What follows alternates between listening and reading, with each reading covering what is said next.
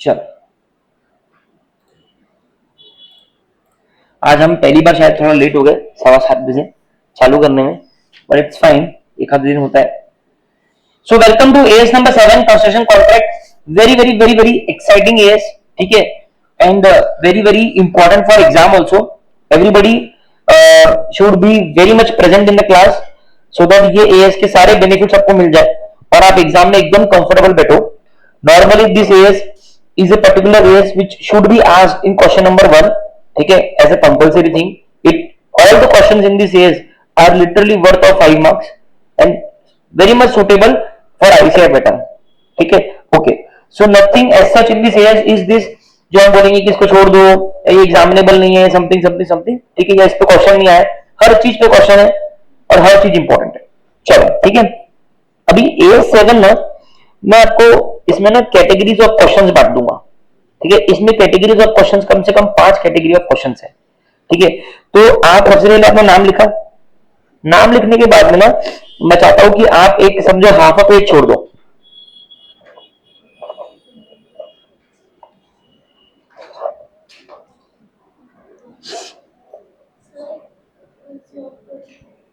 हाँ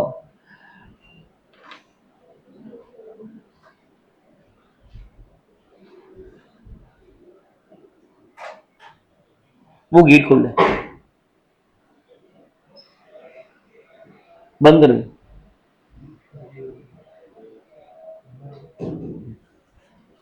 पानी अंदर आ रहा ना, वहां से पानी अंदर आ रहा ना, ज्यादा नहीं आ रहा, ठीक है। चलो चलो चालू करें। अब देखो सबसे पहले तुम मेरे को एक चीज बताओ कि मान लो मैं तुमको एक उदाहरण देता हूं, ठीक है। बिफोर स्टार्टिंग हमने अभी तक जो भी सीखा है, हमने अभी तक जो भी सीखा है AS1 4 5 में जो भी हमने अकाउंटिंग प्रिंसिपल सीखे हैं, फंडामेंटल अकाउंटिंग असम्पशन सीखे हैं, सब कुछ सीखे, सारी नॉलेज को एक्युमुलेट करो और मेरे को एक प्रश्न का उत्तर दो, ठीक है। मान लो एक कंस्ट्रक्शन करने वाला व्यक्ति है, ठीक है, और वो उसने एक बिल्डिंग कंस्ट्रक्ट करने का कॉन्ट्रैक्ट लिया कि मैं बिल्डिंग कंस्ट्रक्ट करके दूंगा, ठीक है। अभी वो जो बिल्डिंग है वो बिल्डिंग बनाने के लिए 3 साल लगेंगे, 6 महीने में बनती है बिल्डिंग, 3 साल लगेंगे उसको, ठीक है। अभी होगा क्या कि जो वो कस्टमर है, वो कस्टमर ने उसको कुछ पेमेंट दिया होगा एडवांस में, ठीक है, फिर कुछ पेमेंट उसका बाकी होगा, जो भी होगा, करेक्ट है। वो बिल्डिंग बनाने का जो कॉन्ट्रैक्ट उसने लिया है, उसने बोला मैं 1 CR में बिल्डिंग बनाऊंगा, कितने में, 1 CR में बिल्डिंग बनाऊंगा, ठीक है। बिल्डिंग बनाने का जो खर्चा उसको लगेगा वो करीब करीब पकड़ लो 80 लाख का खर्चा लगेगा, 80 लाख का खर्चा लगेगा।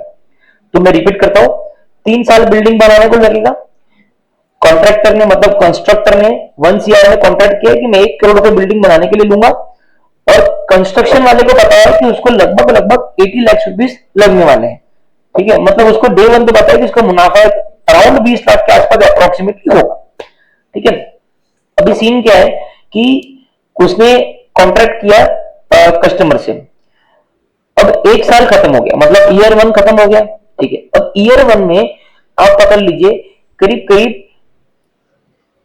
20 लाख का खर्चा हो गया, कितने का, सारा 80 लाख का खर्चा एक ही दिन में होगा क्या, पहले स्लैब गिरेंगे फिर सीमेंट आएगा, धीरे धीरे करके टाइम लगता है ना बनने के, बाद में पेंटिंग वेंटिंग होती है, ये होता है वो होता है। तो एक पहले साल में जितनी भी एक्टिविटीज हो गई है 20 लाख रुपीज उसका एक्सपेंस आ गया है, ठीक है। कितना, 20 lakh.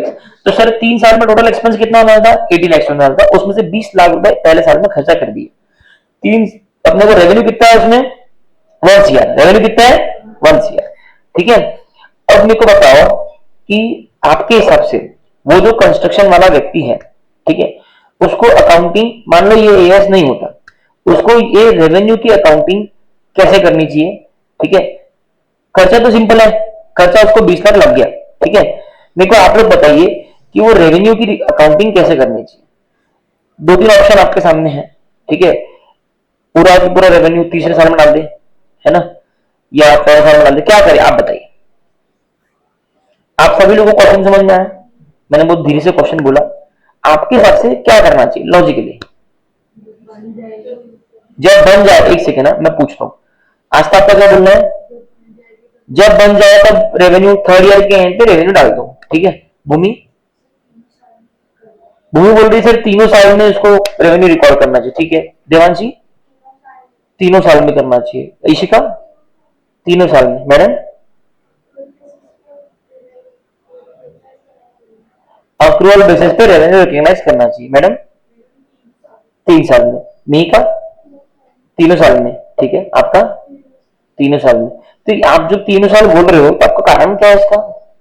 What is the reason आप 3 साल बोल रहे हो? हाँ बोलो ना। उसने बोला सर अक्रूवल के हिसाब से मुझे लगता है, तो उसने रीजन दिया अपने। हाँ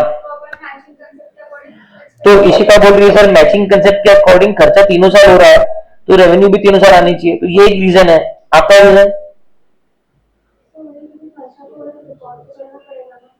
सॉरी नहीं एक्सपेंस नहीं, मैं रेवेन्यू की बात कर रहा हूँ। हाँ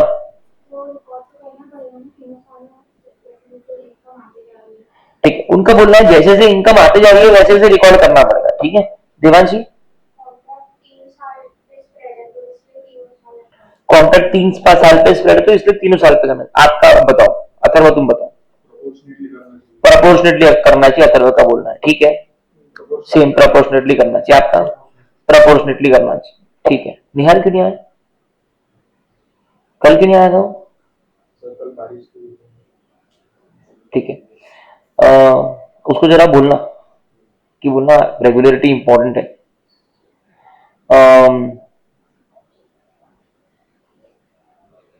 ठीक है, तो सबका व्यू पॉइंट आ गया है ना। अब मैं बोलता हूँ, अब मेरे को तुम एक सिनेरियो बताओ कि 3 साल में रेवेन्यू, 3 साल में आपको रेवेन्यू जनरेट होगा 1 CR का। अच्छा, अभी अगर मान लो मैं ईयर 1 में नहीं रिकॉर्ड करता तो ईयर 1 में मेरा रेवेन्यू विल बी 0, मेरा एक्सपेंस विल बी 20 lakhs, ठीक है। ईयर 2 में मेरा revenue will be again 0, expense will be से फॉर एग्जांपल 50 lakhs 60 lakhs, ठीक है। ईयर 3 में my expense will be 20-30 lakhs, remaining part of 80 lakhs, right. And my revenue will be 1 CR, correct है। अब इसमें है ना, आपको लगता है डिस्टॉर्टेड पिक्चर दिख रहा है। ईयर 1 में ईयर 2 में आप बोलोगे सर का तो गोइंग कंसर्न ही नहीं है, यूजर बोलेंगे सर 0 रेवेन्यू, ये तो बहुत लॉस मेकिंग है। हालांकि वो लॉस मेकिंग है क्या? रेवेन्यू उसको है, लेकिन आप मैचिंग कंसेप्ट फॉलो नहीं कर रहे, आप अक्रूवल कंसेप्ट फॉलो नहीं कर रहे, आप प्रपोर्शनेट कंसेप्ट फॉलो नहीं कर रहे, ठीक है। तो आपकी पूरी सिस्टम खराब हो जाएगी। इसके लिए आपने ही AS7 हमको समझा दिया, बस यही AS7 है, ठीक है। आप लोगों ने खुद से ये गेस किया, मैंने तो सिखाया नहीं आपको, बस यही कंसेप्ट है कि सर जो कंस्ट्रक्शन वाले का जो धंधा है वो 1 साल का नहीं है, वो स्प्रेडेड है सर ओवर द इयर्स, तो उसका रेवेन्यू भी स्प्रेड होना चाहिए। ये हो गया कंसेप्ट नंबर 1, मैंने सिखाया क्या? आप नहीं सिखाया। अभी दूसरा बोलता हूँ, ठीक है। चलो अभी यहां तक तो हम पहुंच गए सर तीनों साल में रेवेन्यू आना चाहिए, ठीक है। अब तुम मेरे को बताओ कि मैं इसको तीनों साल में कैसे स्प्रेड करूं, ठीक है। Any view points?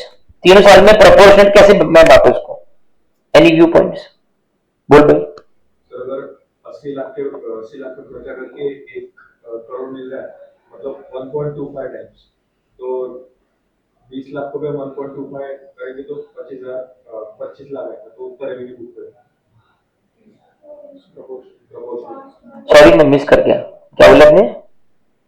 1 करोड़ के बदले हमें 80 लाख मिल रहा है। हाँ अरे 80 लाख का खर्चा करके हमें 1 करोड़ मिल रहा है, हाँ मतलब 1.25 टाइम्स। हाँ तो इस साल हमने 20 लाख का खर्चा किया, हाँ तो उसको अगर 1.25 करेंगे तो 25 लाख आएगा, तो उतना रेवेन्यू बुक करेंगे प्रोपोर्शनल। और कोई? ठीक है, he tried in a very good में। कोई किसी को दिमाग में SLM नहीं आ रहा क्या? इक्वली बांट दो, ऐसा कुछ नहीं आ रहा? क्यों आज तक इक्वली क्यों नहीं बांटना? ऐसा एकदम आप रिएक्शन ऐसे दे रहे, क्यों आपको क्यों खराब लग रहा हो? बोलो ना। हाँ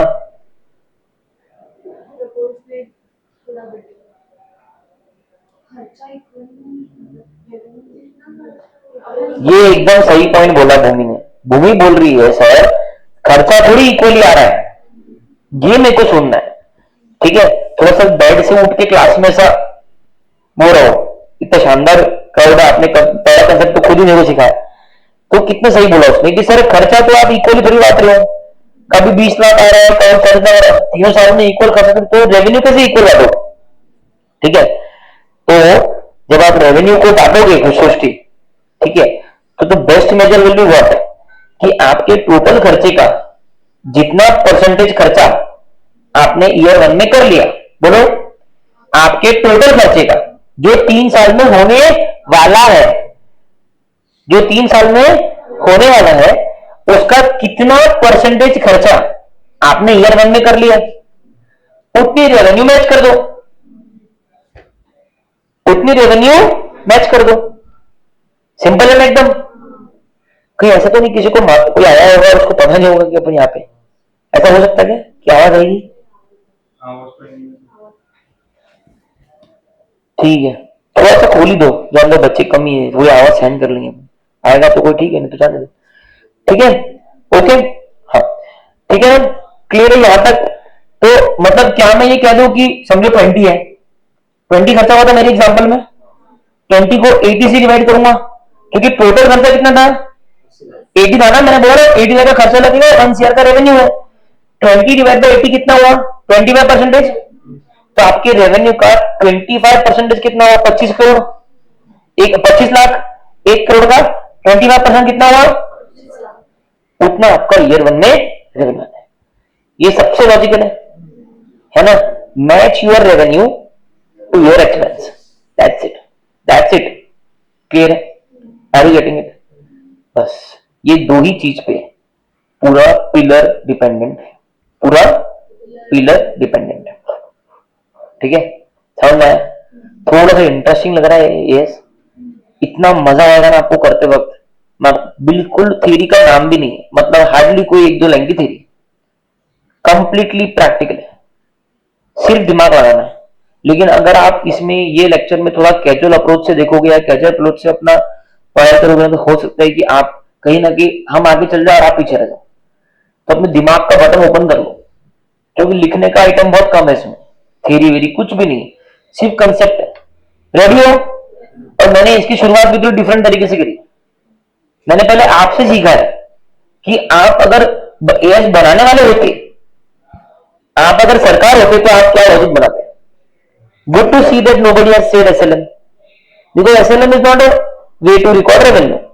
ठीक है, good to see that you are understanding कि जैसे जैसे खर्चा जाएगा उसको मैच करना होता है। Ready? Can I start now?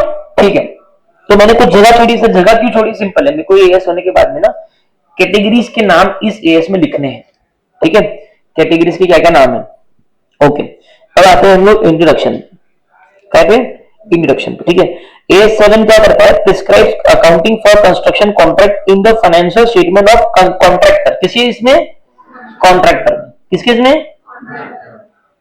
जो बना रहा है उसकी बुक्स में, जिसके लिए बना रहा है उससे हम कंसर्न नहीं। ठीक है, तो बेसिकली ये एएस में अपने को किसने हायर किया है? लोधा बिल्डर्स, हिरनंदानी, माधव कोठारी, ठीक है, जो लोगों का काम है कंस्ट्रक्शन करना। ठीक है, क्लियर है? The main objective of this AS to determine when the contractor should recognize contract revenue, कि कब उसको अपनी कॉन्ट्रैक्ट रेवेन्यू रिकॉग्नाइज करनी है। सर कॉन्ट्रैक्ट रेवेन्यू, जो रेवेन्यू, जो कॉन्ट्रैक्ट में आपकी रेवेन्यू बताई गई है, क्योंकि वो कॉन्ट्रैक्ट 1 साल का नहीं है, तो जितनी रेवेन्यू उस कॉन्ट्रैक्ट में बताई गई है उसको ये कंस्ट्रक्शन वाला व्यक्ति कैसे रिकॉर्ड करे? पूरा की पूरा पहले साल में कर दे, पूरा की पूरा तीसरे साल में कर दे, या उसको प्रोपोर्शनली स्प्लिट करे? और कॉन्ट्रैक्ट कॉस्ट को in the statement of pain, अपना जो कॉन्ट्रैक्ट कॉस्ट है उसको भी वो पेनल में कैसे डाले, ये गाइडेंस आपको इंट्रोडक्शन में एएस 7 से मिलेगा। आपको समझ गया ये एएस 7 क्यों कर रहे हैं? ठीक है, क्योंकि एएस 9 ने इसको कैटर नहीं किया, एएस 9 ने इसको कैटर नहीं किया। एएस 9 की माने तो बोलता है कि पोजीशन दे दिया, रिस्क रिवॉर्ड दे दिया, ये वो सब तो 3 साल में होगा, वो सब तो 3 साल में होगा ना। लेकिन एएस 7 इसलिए बोलता है कि एएस 9 से मेरा कोई लेना नहीं है। मैं अलग से बताऊंगा कि कंस्ट्रक्शन वाले की बुक्स कैसे बनानी। ठीक है, लिखो ये इंट्रोडक्शन वाला पार्ट।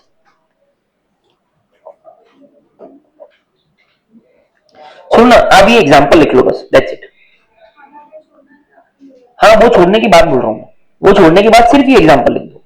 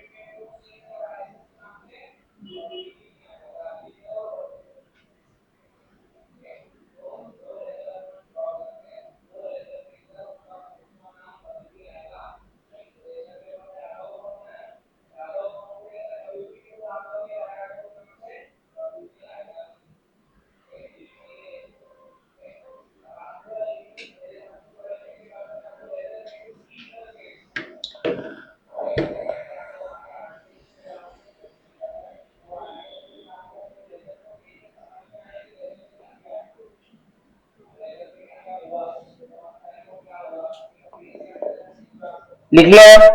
ठीक है, ओके। अब आ जाओ, नहीं अंदर सिर्फ ये एग्जाम्पल ही जरूरी है कि अपन इसकी अकाउंटिंग कर रहे हैं। अकाउंटिंग कर रहे हैं मतलब सभी करेंगे ना, रेवेन्यू कॉस्ट सभी करने वाले हैं। ठीक है, रेडी? आगे चलता हूं, चलो। अभी है ना एक सेकेंड कंसेप्ट है, ठीक है। ये जो एग्जांपल लिखा ना, इसके लेफ्ट साइड में लिख दो नंबर 1, थोड़ा बड़े अक्षरों में लिखना नंबर 1, ठीक है। फिर एक लाइन छोड़ के अब वापस से मार्जिन में लिखो नंबर 2, इस तरीके से लिख दिया,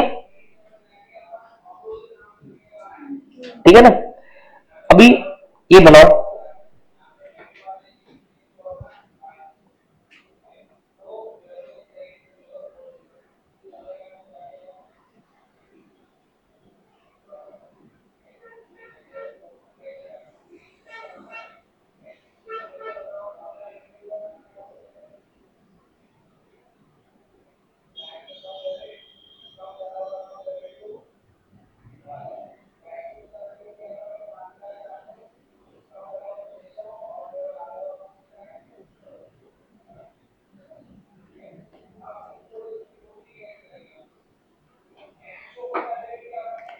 अब देखो कि मान लो मिस्टर ए है, ठीक है, वो है ना मिस्टर बी के लिए नीचे दिए गए चीजें बना रहे हैं, ठीक है। अब उसमें एक बिल्डिंग है, पूल है, थिएटर है, होटल है, गोल्फ कोर्स है, ठीक है, ऐसी चीजें बना रहे हैं। अभी मेरे को बताओ कोई एक चीज बन रही है या मल्टीपल चीज बन रही है? ठीक है, एक चीज बन रही है कि मल्टीपल चीज बन रही है? मतलब मैं कह दूं ये कंस्ट्रक्टर सेम है, छोड़ो छोड़ो, कॉन्ट्रैक्टर सेम है, कॉन्ट्रैक्टी सेम है, लेकिन एक आइटम नहीं बन रहा है, मल्टीपल आइटम वो उसके लिए कंस्ट्रक्ट कर रहा है। यह प्रश्न ये उठता है कि सर हम हर एक आइटम को एक सेपरेट कॉन्ट्रैक्ट समझे या फिर सबको मिला के एक कंबाइंड कॉन्ट्रैक्ट समझे? ठीक है, मैं उदाहरण देता हूं। एम स्क्वायर आप लोगों को पढ़ा रहा है, हम कॉन्ट्रैक्टर है, आप लोग कॉन्ट्रैक्टी हो, ठीक है।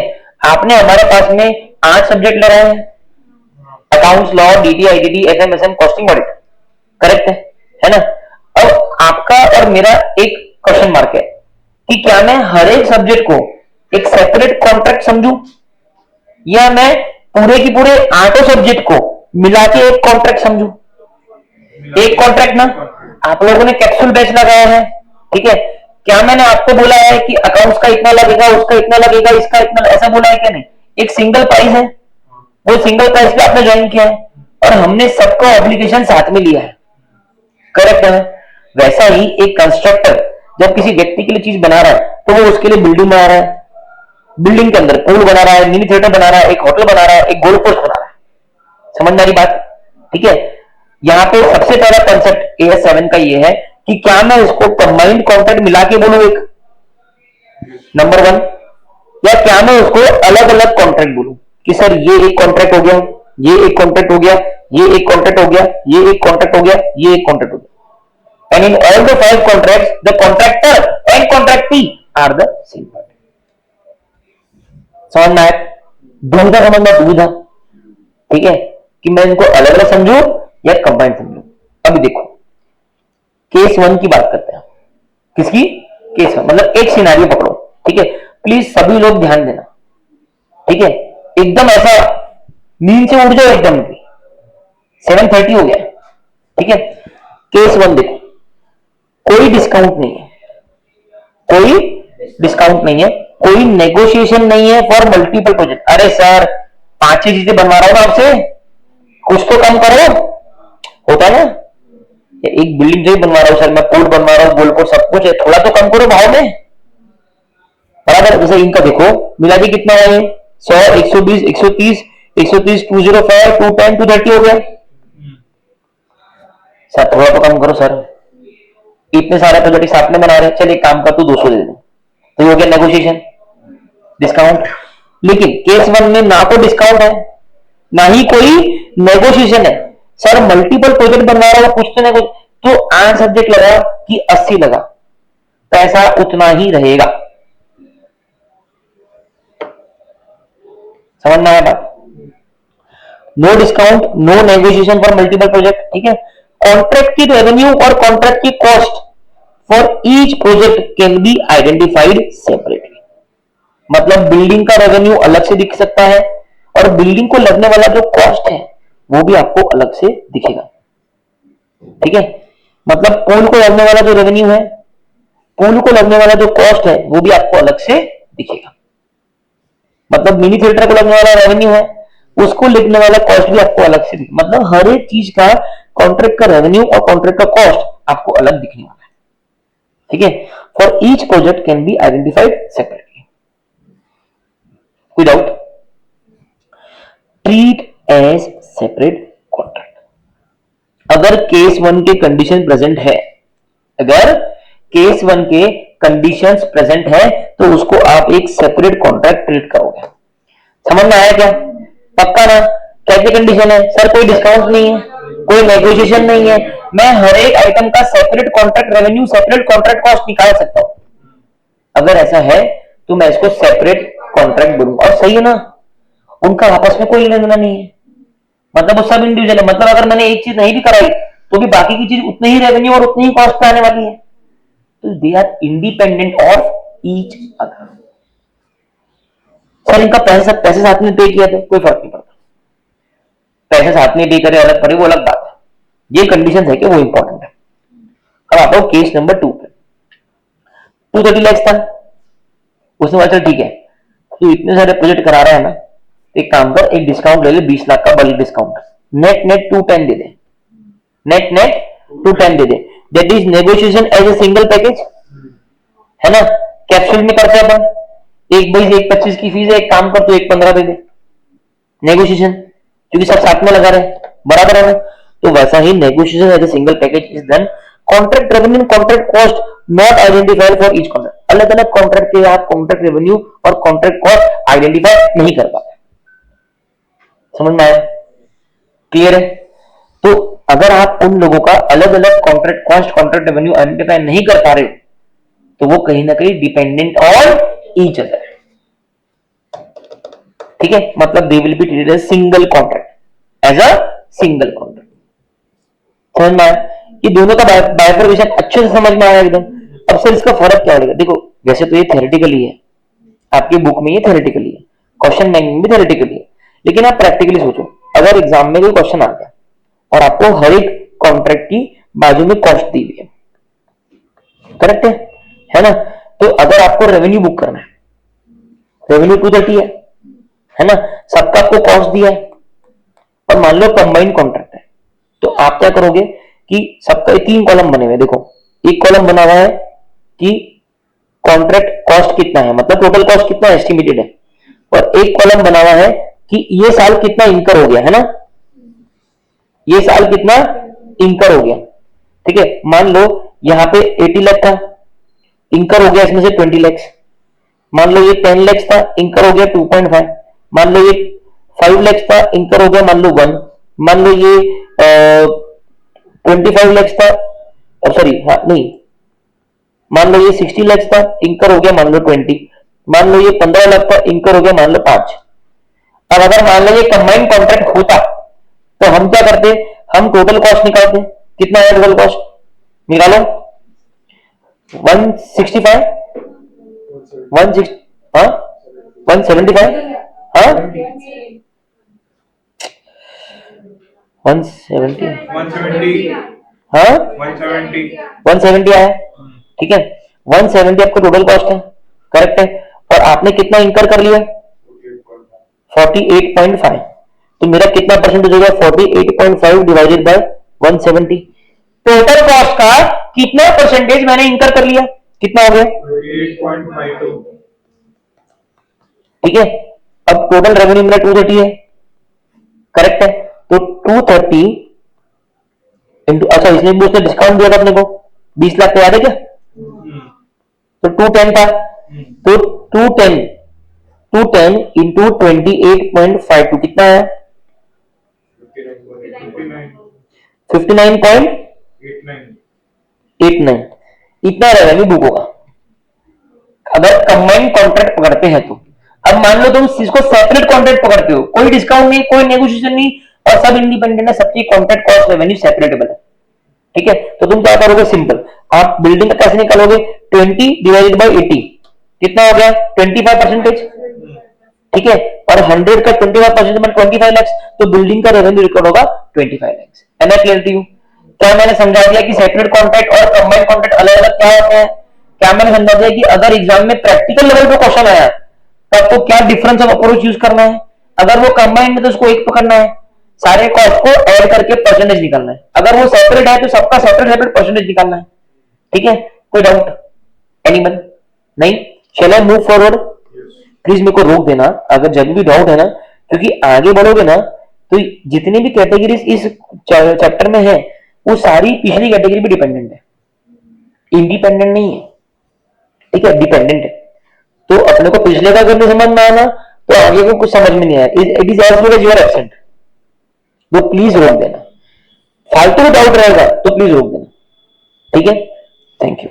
अब आ जाओ नीचे, ये हो गया, ये हो गया, ठीक है, अब देखो सेपरेट कॉन्ट्रैक्ट और कंबाइंड कॉन्ट्रैक्ट, इसकी ना कुछ थ्योरी लिखी हुई है, ठीक है, when a contract covers a number of assets the construction of each asset should be treated as separate contract if, ठीक है, सेपरेट प्रपोजल दिया है उन एसेट्स के लिए, क्या दिया है सेपरेट प्रपोजल्स दिया है, ठीक है, each asset is subject to separate negotiation हुआ है, मैंने बोला नेगोशिएशन सेपरेट हुआ है, ठीक है, एंड द कॉन्ट्रैक्टर और कस्टमर कैन एक्सेप्ट और रिजेक्ट एनी पार्ट, मतलब वो हो सकता है बिल्डिंग बना, पुल मत बना, पुल में किसी और से बनाऊंगा, ठीक है, cost and revenue of each asset can be, similarly combined contract में नेगोशिएशन हुआ है सिंगल पैकेज, ठीक है, उनका उनका जो कॉन्ट्रैक्ट है they are closely interrelated, आपस में कहीं ना कहीं रिलेटेड है वो, ठीक है, कॉन्ट्रैक्ट्स आर परफॉर्म कॉन्करेंटली और इन अ कंटिन्यूअस सीक्वेंस, मतलब जैसी बिल्डिंग हो गई, बिल्डिंग के साथ साथ में पुल भी खोद दिया,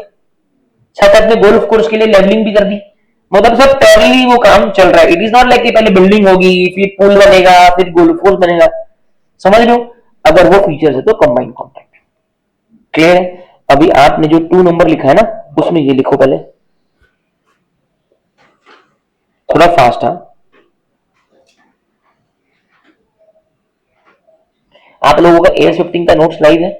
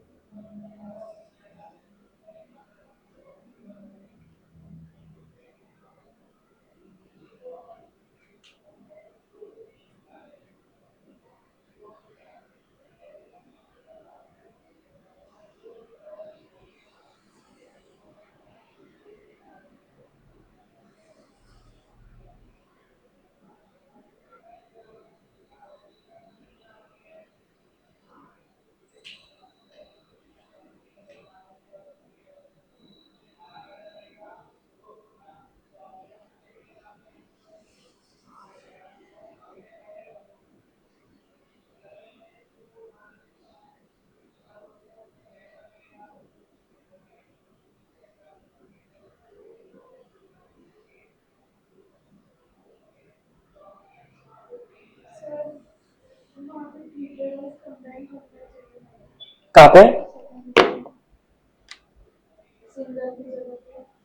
नहीं, सिंगल और कंबाइंड एक ही है ना, कंबाइंड मिला के भी एक ही कॉन्ट्रैक्ट होगा ना, सिंगल ऑब्लिक कंबाइंड लिखो। ग्रुप ऑफ कॉन्ट्रैक्ट मतलब अलग अलग कॉन्ट्रैक्ट्स को आप एक सिंगल कॉन्ट्रैक्ट समझोगे, ऐसा बोल रहा हूं।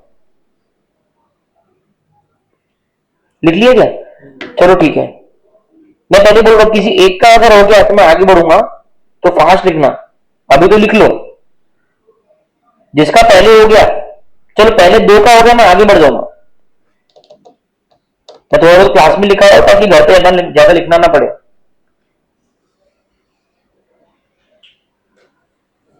चलो हो गया,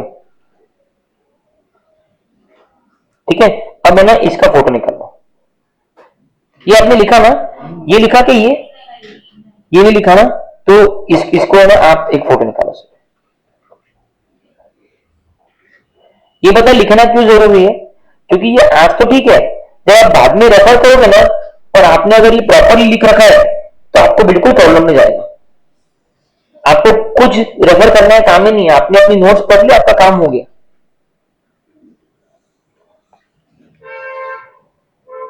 लिख लिया? ये फोटो खींच लिया ना, इतना बना लेना बस, ठीक है। चलो अब मैं आगे बढ़ू, ठीक है। अभी सबसे पहले ना हम क्या करते हैं, ठीक है। अब मैं साथ साथ में ना क्वेश्चन बैंक कभी कराऊंगा कभी नहीं कराऊंगा। साथ में नहीं कराने का कारण ये है कि क्या हम जब थोड़ा टाइम बाद में क्वेश्चन उठाएंगे इसका तो एक ही जवाब हो जाएगा। अभी कभी क्वेश्चन पढ़ेंगे तो अपने को समझ नहीं जाएगा, ठीक है, तो उसको बाद में करते हैं। मैं क्या करता हूँ, ये जो सिंगल कंबाइंड वाला है ना, एकदम एज खत्म होने वाला रहेगा ना, तब क्वेश्चन लेता, वो तुम्हारा उस टाइम पे फिर से रिवाइज हो जाएगा, ठीक है। आगे बढ़ो, चल अब नंबर 3 डालो, थोड़ा जगह छोड़ दो उसके लिए। नंबर 3 डालो, contract revenue and contract cost, ये मेरा तीसरा कंसेप्ट है।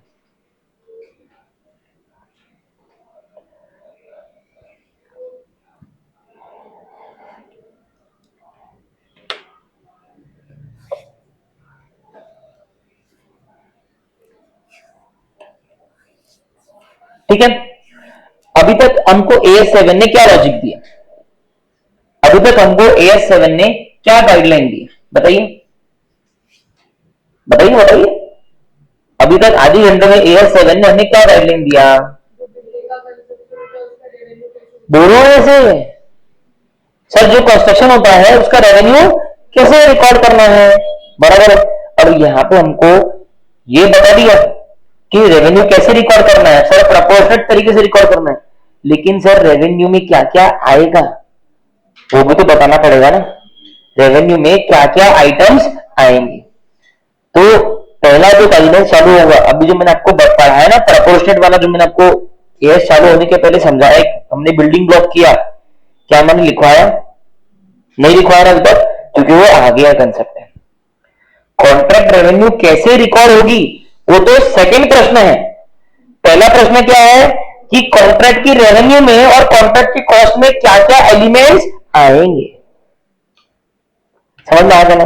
जैसे कि मैंने क्या बोला था आपको रेवेन्यू रिकॉग्निशन में कि trade discount is a part of revenue, क्योंकि वो अपन सबको देते हैं, तो आपका रेवेन्यू ट्रेड डिस्काउंट से नेट होके दिखता है। क्यों? क्योंकि सर एक्चुअली हमारा जो रेवेन्यू है वो नेट ही है, हमने लोगों को ठगने के लिए ट्रेड डिस्काउंट को ऐड करके ग्रॉस रेवेन्यू बोल के बताया था कि ये बॉर्डर 15 रुपए की है और जो मेरे से आगे खरीदेगा उसको मैं 5 रुपए का डिस्काउंट दूंगा। मतलब भाई 10 रुपए बोल देना, तो 15 रुपए जबरदस्ती क्यों बोल रहा है, यही था कंसेप्ट ट्रेड डिस्काउंट का, ठीक है। तो ट्रेड डिस्काउंट रेवेन्यू में ऐड करके रेवेन्यू से नेट होकर दिखता, वैसा ही यहाँ पे उसके कुछ एलिमेंट्स रहेंगे। Are you ready? Are you ready? ठीक है, ओके। अब देखो कॉन्ट्रैक्ट रेवेन्यू क्या क्या आएगा, सबसे पहला क्या आएगा, एग्रीड कॉन्ट्रैक्ट प्राइस, ये तो बहुत नेचुरल है। एग्रीड कॉन्ट्रैक्ट प्राइस मतलब हम सब मान लो कॉन्ट्रैक्टर है, हम सब कौन है, हमने महेश सर को बोला ये बिल्डिंग बनानी है क्या, बोले बनानी है, हम लोग 1 CR लेंगे, कितना लेंगे, 1 CR लेंगे सर, काय का लेंगे सर, बिल्डिंग बनाने का लेंगे, क्या लेंगे, ठीक है, कितना लेंगे, महेश सर और अपन ने हैंडशेक कर लिए, ठीक है, कॉन्ट्रैक्ट साइन हो गया कि 1 CR मैं तुमको दूंगा, तुम ये बिल्डिंग बना के दे दो, डन। यहां तक कोई डाउट है? तो क्या मैं कह दूं कि ये एग्रीड कॉन्ट्रैक्ट रेवेन्यू है, इतने तो कॉन्ट्रैक्ट में एग्री हो गई है, मतलब इतना तो अपने को मिलेगा ही मिलेगा, बराबर बात है। तो एग्री कॉन्ट्रैक्ट प्राइस। ठीक है, लिखो पहले ऐसा डालो रोमन 1, मार्जिन में मत डालना मैडम, आपके 3 नंबर पे थोड़ा राइट साइड डालना नीचे। नंबर 1 कॉन्ट्रैक्ट रेवेन्यू, हाईलाइट कर दो उसको।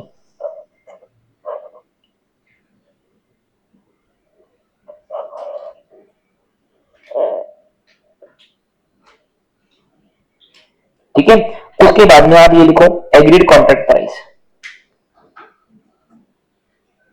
ठीक है, लिखा, इसको आप एक्स एक्स डाल दो, मतलब फॉर्मेट। ठीक है, कोई डाउट?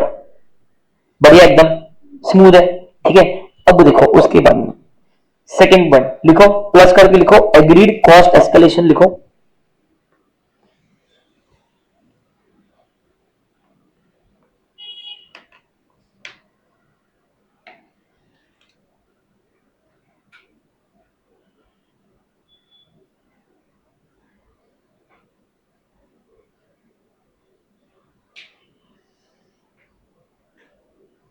लिखा? क्या लिखा? Agreed cost escalation. अभी ये क्या होगा?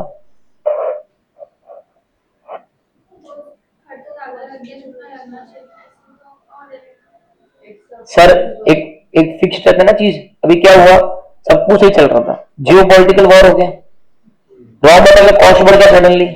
ठीक है, तो भाई अब अपन मयंक सर के पास में गए, सर वो थोड़ा कॉस्ट बढ़ गया था तो बिल्डिंग का कॉस्ट भी बढ़ेगा। तो मयंक सर बोले तो भाई सर वो रेवेन्यू भी इंक्रीज करना पड़ेगा। तो बोले तूने एग्रीमेंट पढ़ा है क्या? बोला सर पढ़ा है। तेरे को पता है ना एग्रीमेंट में एक रेवेन्यू फिक्स्ड है? बोला हाँ फिक्स्ड है। तेरे को पता है ना कि मैं I am not bound you to give more than that? बोला सर ऐसा क्यों बोल रहे हो? एग्रीमेंट पढ़ा है ना? बोले हाँ पढ़ा है। एग्रीमेंट में कितनी रेवेन्यू लिखी है? बोले सर 1 करोड़ लिखी है। अब तेरा कॉस्ट इंक्रीज हो रहा डिक्रीज हो रहा, वो हेडेक भी अगर मैं पालू तो एग्रीमेंट का क्या मतलब है? सही बात है ना? गलत बात है क्या? तेरा कॉस्ट इंक्रीज हो रहा डिक्रीज हो रहा वो तेरा लोग होता है, फिर एग्रीमेंट करते वक्त बोलना है ना कि बढ़ सकते या कम जो भी है। अच्छा मेरे को बता दो, अगर कम होते तो जो रेवेन्यू कम करता क्या? ये मेरे को मयंक सर बोल, मैं चुपचाप सुन रहा हूं, क्योंकि एग्रीमेंट में कोई ऐसा बात है नहीं एस्केलेशन में ग्रुप की। पहले उन्होंने सब बात करा दी और सर आपकी सारी बातें सही है, बट मेरे को पता था कि वॉर हो जाएगा। सर मैं भी धंधा लेके बैठा हूं, ठीक है, मैं भी एक रीजनेबल अप्रोच से काम करूंगा। मैं क्या करूँ, ये मेरा आउट ऑफ हैंड चीज है।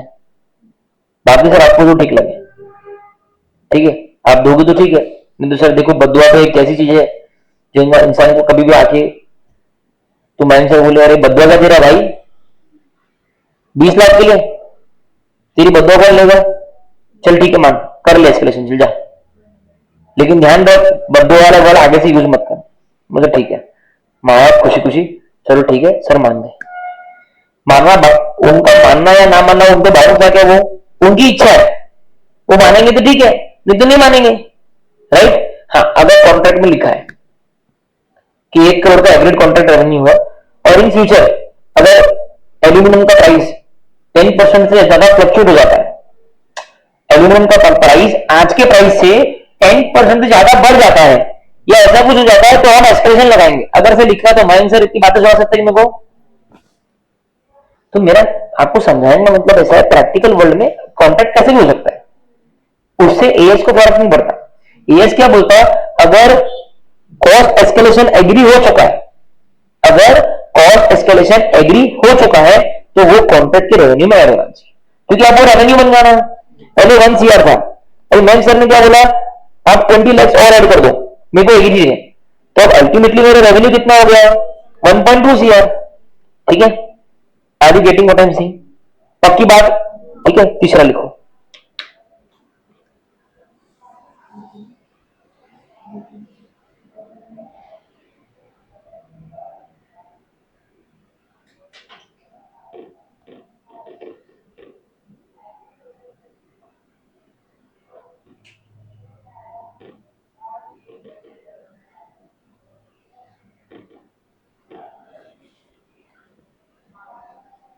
आप जब इससे पढ़ रहे हो, इसके लिए टेस्ट के लिए पढ़ते हो तो पहले नोट्स पढ़ते हो ना?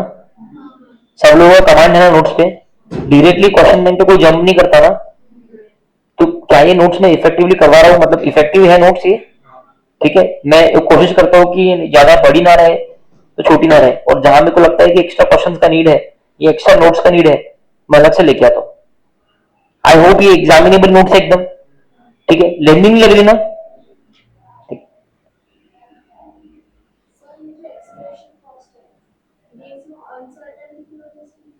कोई भी चीज के कारण हो सकता है, कोई भी चीज की, ऐसा कोई वो नहीं है, ठीक है, नॉर्मली अनसर्टेनिटी के कारण ही होना चाहिए, बट किसी भी कारण से हो सकता है। एएस ने उसके लिए गाइडलाइन कुछ भी नहीं दी, एएस साफ साफ बोला है अगर कोई कॉस्ट एस्केलेशन हो रहा है, वो एग्रीमेंट में हो ना हो, कोई कारण से हो, क्या है वो अलग, अगर वो एस्केलेशन एग्री हो गया है दोनों के बीच में, मतलब अब तुमको उतना मिलने वाला है। लिखा इंसेंटिव पेमेंट भी लिख दो प्लीज, फटाफट, मैं दोनों बताऊंगा फिर।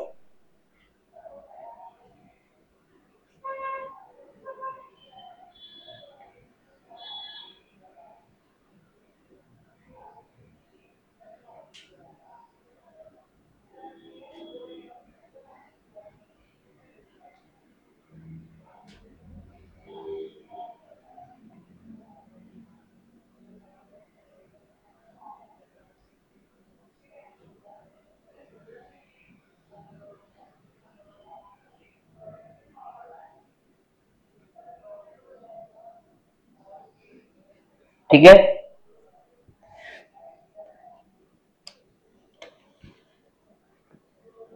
लिख दिया ना? ठीक है, तुमको ना ये एग्रीड कॉस्ट एस्केलेशन में इस वर्ड को बहुत स्टार मार्क करने पड़ेंगे, मैं पहले ही बोल रहा हूं। मैं इस पे लिखाना चाहूंगा अगर आता है तो एक पैराग्राफ और लिखा सकता हूँ, बट मैं नोट्स को बल्कि नहीं बनवा चाहता हूँ, ठीक है। मैं चाहे तो आपको हर चीज का सेपरेट एग्जांपल का अलग से प्रिंट आउट दे दूंगा पढ़ने के लिए आपके, लेकिन ये स्टार मार्क करना जरूरी है कि ये एग्रीड होना चाहिए, है ना। कस्टमर अगर एग्री नहीं करता साई शाम, तो अपने को मिलेगा एस्केलेशन? तो तुम्हारे क्वेश्चन में ऐसा लिखा है कि तुम सोच रहे हो कि इतना एस्केलेशन होगा, तुम सोच रहे हो कि इतना एस्केलेशन होगा, वो सोच के ऊपर कुछ डिपेंडेंट है क्या?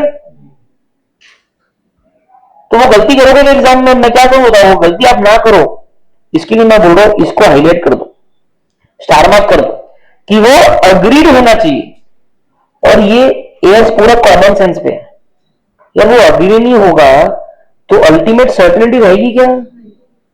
तो रेवेन्यू कैसे, तेरा पूरा अकाउंटिंग फंडामेंटल एग्जाम्पशन ही खत्म हो जाएगा, काय का प्रूडेंस?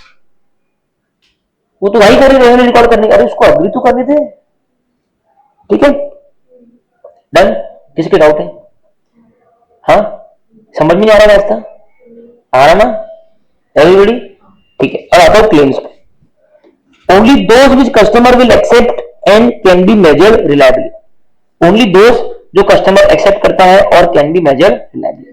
क्या मतलब है उसका, क्लेम्स का? अब आता है, देखो अभी बिल्डिंग बन रही है, ठीक है, अब बिल्डिंग बन रही है तो म्युनिसिपल कॉर्पोरेशन को पता ही है आपको, ठीक है, तो जहां पे भी कंस्ट्रक्शन चालू रहा वहां वो घूमते रहते, ठीक है, जैसे दिखा और ये तुमने ये इसको आगे बढ़ाया थोड़ा, नहीं सर छोड़ा ना बढ़ा, आइडियली कुछ पर्टिकुलर जगह छोड़नी पड़ती है रोड से, नहीं नहीं तुमने आगे बढ़ाया इसको, सर नहीं छोड़ा ना, आपको मैं मेजर, अपन मेजर करके दिखा रहे, वो बराबर उतना ही नजर आ रहा, नहीं नहीं नहीं पूरे मेजर टिप गलत करके, वो कुछ ना कुछ खोड़िया करता है। अकोला में तो हालत ही खराब चालू है, Akola is worst city in entire Maharashtra. One day the entire municipal corporation will drown this city into that Morna river, ठीक है, इतनी Akola is the peak of corruption, the most corrupted city Akola, most corrupted city. हाल ही में one of my very close, मतलब not very close, one of our caste person, he did a sting operation in Akola out of a frustration, their entire department was changed and a lot of revenue, a lot of cash was बरामद, ठीक है, चलो वो अपना lookout नहीं है, तो वो आया, तब कंस्ट्रक्शन वाला वहां पे रहते ही ना कॉन्ट्रैक्टर, सर देखो क्या, देखो क्या देखो, मेरी मुट्ठी ठंडी है, तो समझ में नहीं आ रहा था, सर मुट्ठी ठंडी है, अरे पागल है क्या, पहली बार काम कर रहा है क्या? अच्छा अच्छा अच्छा अच्छा, आप अच्छा समझा, सर चलो ना ऑफिस में चलो ना, फिर उसको अपन क्या करते हैं, ड्रॉवर से कुछ कैश निकालते हैं, टेबल के नीचे से देते हैं, अब कर तू काम, तेरे को तकलीफ नहीं देगा। तो समझता नहीं तेरे प्रोटेक्शन के लिए ये चीज। सर आप खुद से प्रोटेक्ट कर रहे हैं, मेरे को आप खुद ही से प्रोटेक्ट कर रहे हैं पैसे ले लेके, ठीक है, वो चला गया, right. Now these are claims, these are claims. Now this can be legal claim, this can be illegal claim, this can be whatever, 90% illegal claim, ठीक है। बिकॉज सर ऐसा क्यों बोल रहे हो, अरे लीगल होता तो तेरे कॉन्ट्रैक्ट रेवेन्यू में तो ऐड कर देता ना, तू 1 CR काय का ले रहा है उससे, सिर्फ बनाने का ले रहेगा, उसमें सारे कॉस्ट भी आ गया ना, रेगुलेशन वगैरह का भी, तो स्टैम्प ड्यूटी और ये सब इलीगल ही है। अब दो बातें होगी, अब ये क्लेम आया अपने पास, हम फिर गए मालिक सर के पास, तो सर वो थोड़ा 1 लाख 2 लाख रुपए कमिश्नर को दिया, ठीक है ना, बोले कोई दिक्कत नहीं, और कुछ नहीं सर बस आपको बताना था दिया, हाँ बोले ठीक है ना, तो दे दिया ना, अब क्या है सर, वो रेवेन्यू में मैंने फैक्टर नहीं किया था। अरे तो पागल है क्या, तो हर चीज के लिए सर देखो ऐसा नहीं है, मैं अकोला का नहीं हूँ, मैं यहाँ बिल्डिंग, मेरे को नहीं पता था यहाँ पे ये कल्चर है या इतने बेकार लोग हैं, तो सर अब उनको किनारा पड़ेगा, और सर मैं पक्का बता रहा हूँ वापस आने वाला, तो सर ये तो थोड़ा आप समझ के लीजिए। फिर वो बद्दुआ वाली बात, फिर उसने क्या बोला, जान दे तू 2 लाख रुपए है ना, ये ले, अब आमद यहाँ पे, ठीक है। फिर से वही बात कि कस्टमर ने एग्री करना चाहिए ना, देखो यहाँ पे लिखा हुआ है, ओनली दो विच कस्टमर विल, ऐसे क्वेश्चन मिलेंगे कि 1 लाख का क्लेम है, 50,000 कस्टमर एक्सेप्ट कर रहा, 50,000 एक्सेप्ट नहीं कर रहा, पॉसिबल है महंगा बोले 2 लाख का 1 लाख दूंगा मैं सिर्फ, तो अपन कितना रेवेन्यू मिलेंगे, खत्म बात। यार एक सेकंड आया, ये कितना लॉजिकल है, जो चीज तुमको एग्री कर रहा, तुम मतलब कोई भी दूसरा प्रिंसिपल कॉन्ट्राडिक्ट नहीं हुआ, बोल।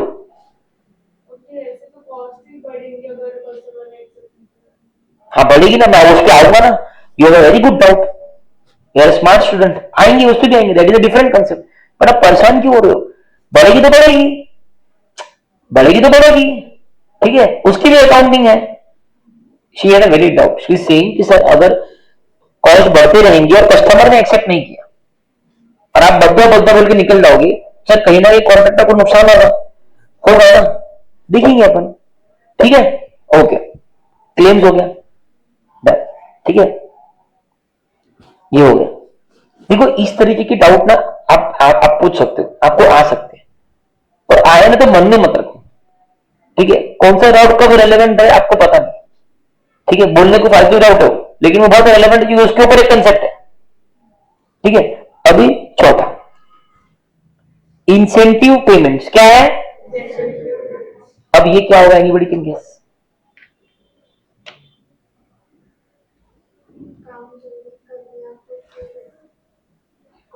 क्या बात है, बता लो, काम जल्दी कर दिया सर, आप ही सिखा रहे मेरे को, काम जल्दी कर दिया सर, है ना। महेश सर ने बोला यार जल्दी बिल्डिंग बना, इंटर की क्लास मेरे को वहां शिफ्ट करनी, बोले सर 3 साल लगेंगे, देखो 3 साल तो मत लगने दो सर, 3 साल लगेंगे, आप किसी और को लो, मैं नहीं कर सकता।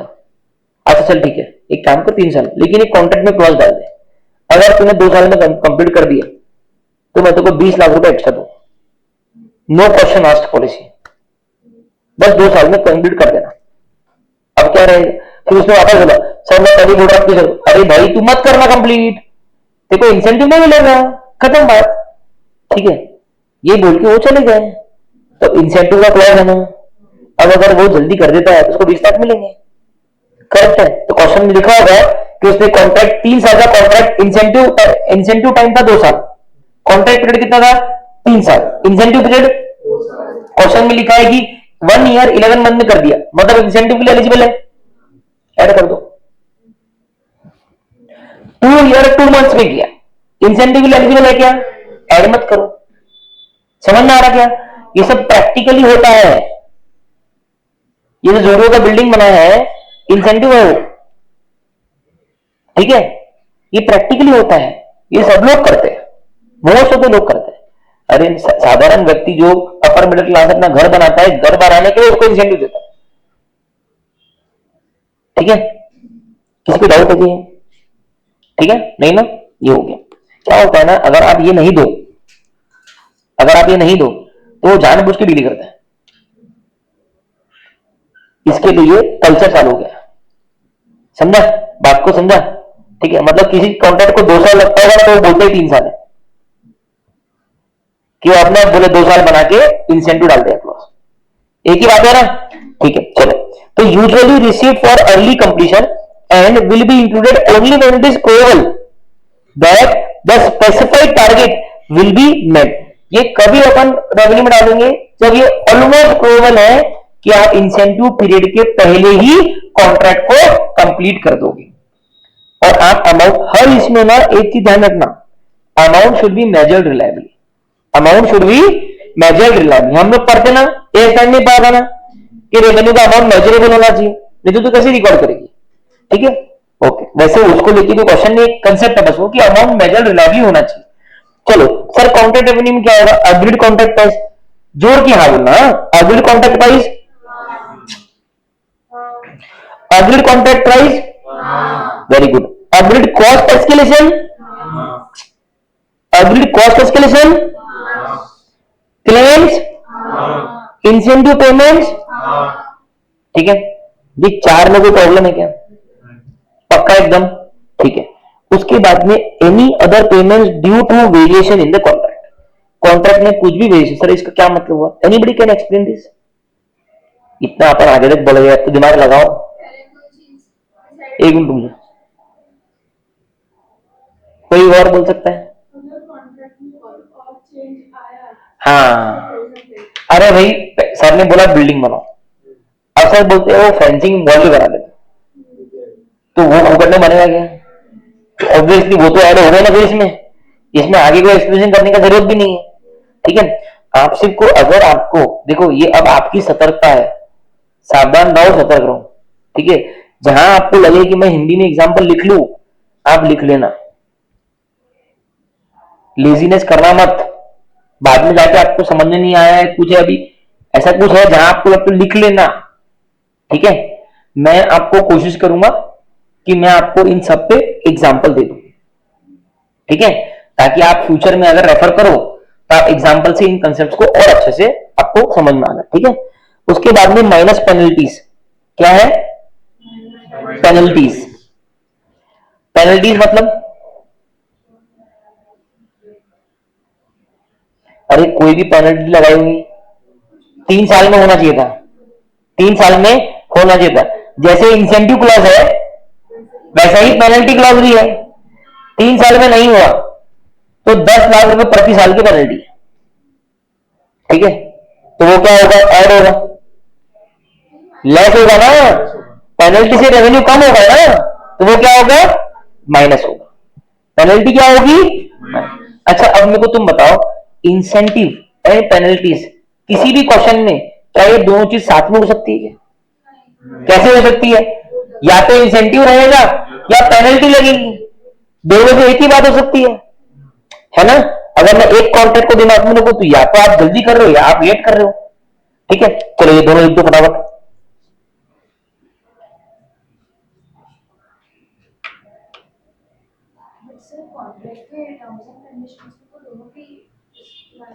अरे दोनों लिखे होंगे पर दोनों से एक ही घटना घट सकती है ना, घटना तो एक ही घटेगी।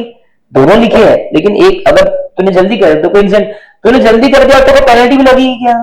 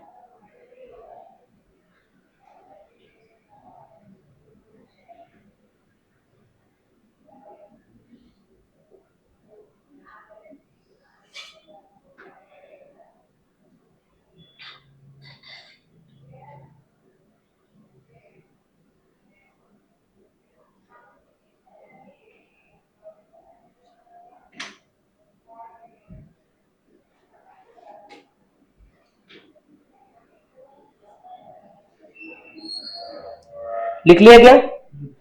लिख लिया तो बोलना। चलो अभी है ना, एक है ना क्वेश्चन कर लेते पहले। क्वेश्चन में खोलो।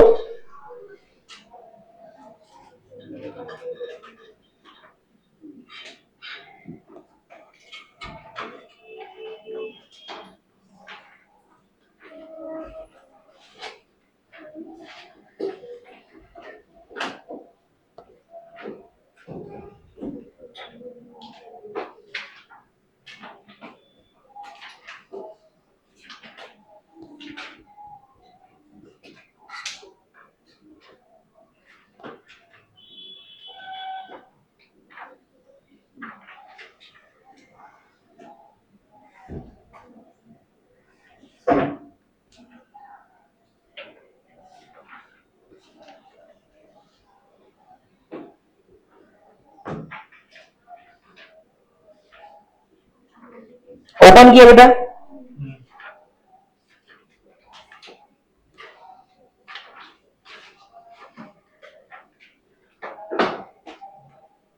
चलो अभी आ जाओ तुम पेज नंबर 76 पे।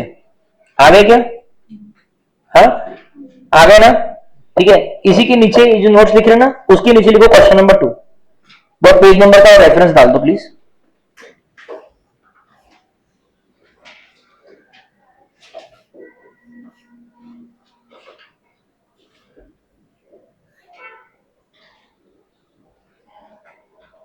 देखो मैं क्वेश्चन है अपने को थोड़ा शॉर्ट में अपन सॉल्व करेंगे क्योंकि अपन एक्चुअली नोट्स लिख रहे हैं अभी। ठीक है, लेकिन ये एग्जांपल भी बन जाएगा। ठीक है, AB contractors enters into a contract on 1 January with expire. तो ये कॉन्ट्रैक्टर है, ये कॉन्ट्रैक्ट ही है। ठीक है, to construct a 5 storied building under the contract. ठीक है, under the contract AB is required to complete the construction in 3 years, that is by 31 December 2023। Following information is relevant. Fix price कितना है? 5 करोड़ है। लिख दो फिक्स प्राइस और right side में 5 लिखा क्या? अब देखो मटेरियल कॉस्ट एस्केलेशन, ब्रैकेट में क्या लिखा है? To the extent of 20% of increase in material cost. इसको हिंदी में बोलो।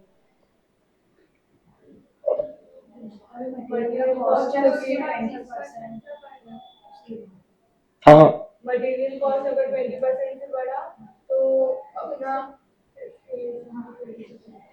देखो वो क्या होता है, मटेरियल कॉस्ट एस्केलेशन, ये भी एग्रीमेंट में एग्रीड है। To the extent of 20%। ठीक है, मटेरियल कॉस्ट एस्केलेशन एग्रीमेंट में है, हम मना नहीं कर रहे, लेकिन कितने एक्सटेंट तक है? 20% of increase in material cost तक कवर्ड है। मतलब अगर मटेरियल कॉस्ट के अंदर 30% का एस्केलेशन हो गया तो कॉन्ट्रैक्ट ने क्या बोला हुआ है कि मैं मैक्सिमम 20% तक आपको एक्स्ट्रा प्राइस दे सकता। तो से फॉर एग्जांपल अगर मटेरियल कॉस्ट 100 था, ठीक है, और इसका 30% एस्केलेशन हो गया because of Jio political tension. ठीक है, तो कितना एस्केलेशन हो गया? 30, बराबर है। लेकिन कॉन्ट्रैक्ट में क्या बोला था कि मटेरियल कॉस्ट एस्केलेशन जो है वो हम सिर्फ to the extent of 20% increase ही ऐड करने देंगे। मतलब मैक्सिमम कितना ऐड कर सकते हैं आप? 100 का 20% इज इक्वल टू 20, बराबर है। तो ये 20 आपकी कॉस्ट में ऐड हो सकता है, 30 हो जाएगा पूरा। इसके लिए वर्डिंग्स इंपॉर्टेंट रहेगी, राइट? ठीक है, आप लोगों के पास में हाईलाइटेड या पेंसिल होगी ना तो भी अंडरलाइन भी कर देना। ठीक है, यहाँ पे मैं 3 years को भी अंडरलाइन करूंगा। ठीक है, अब देखो जैसा मटेरियल कॉस्ट एस्केलेशन था वैसा ही लेबर कॉस्ट एस्केलेशन है। क्या है? Labour cost escalation. नी का पढ़ना ये पॉइंट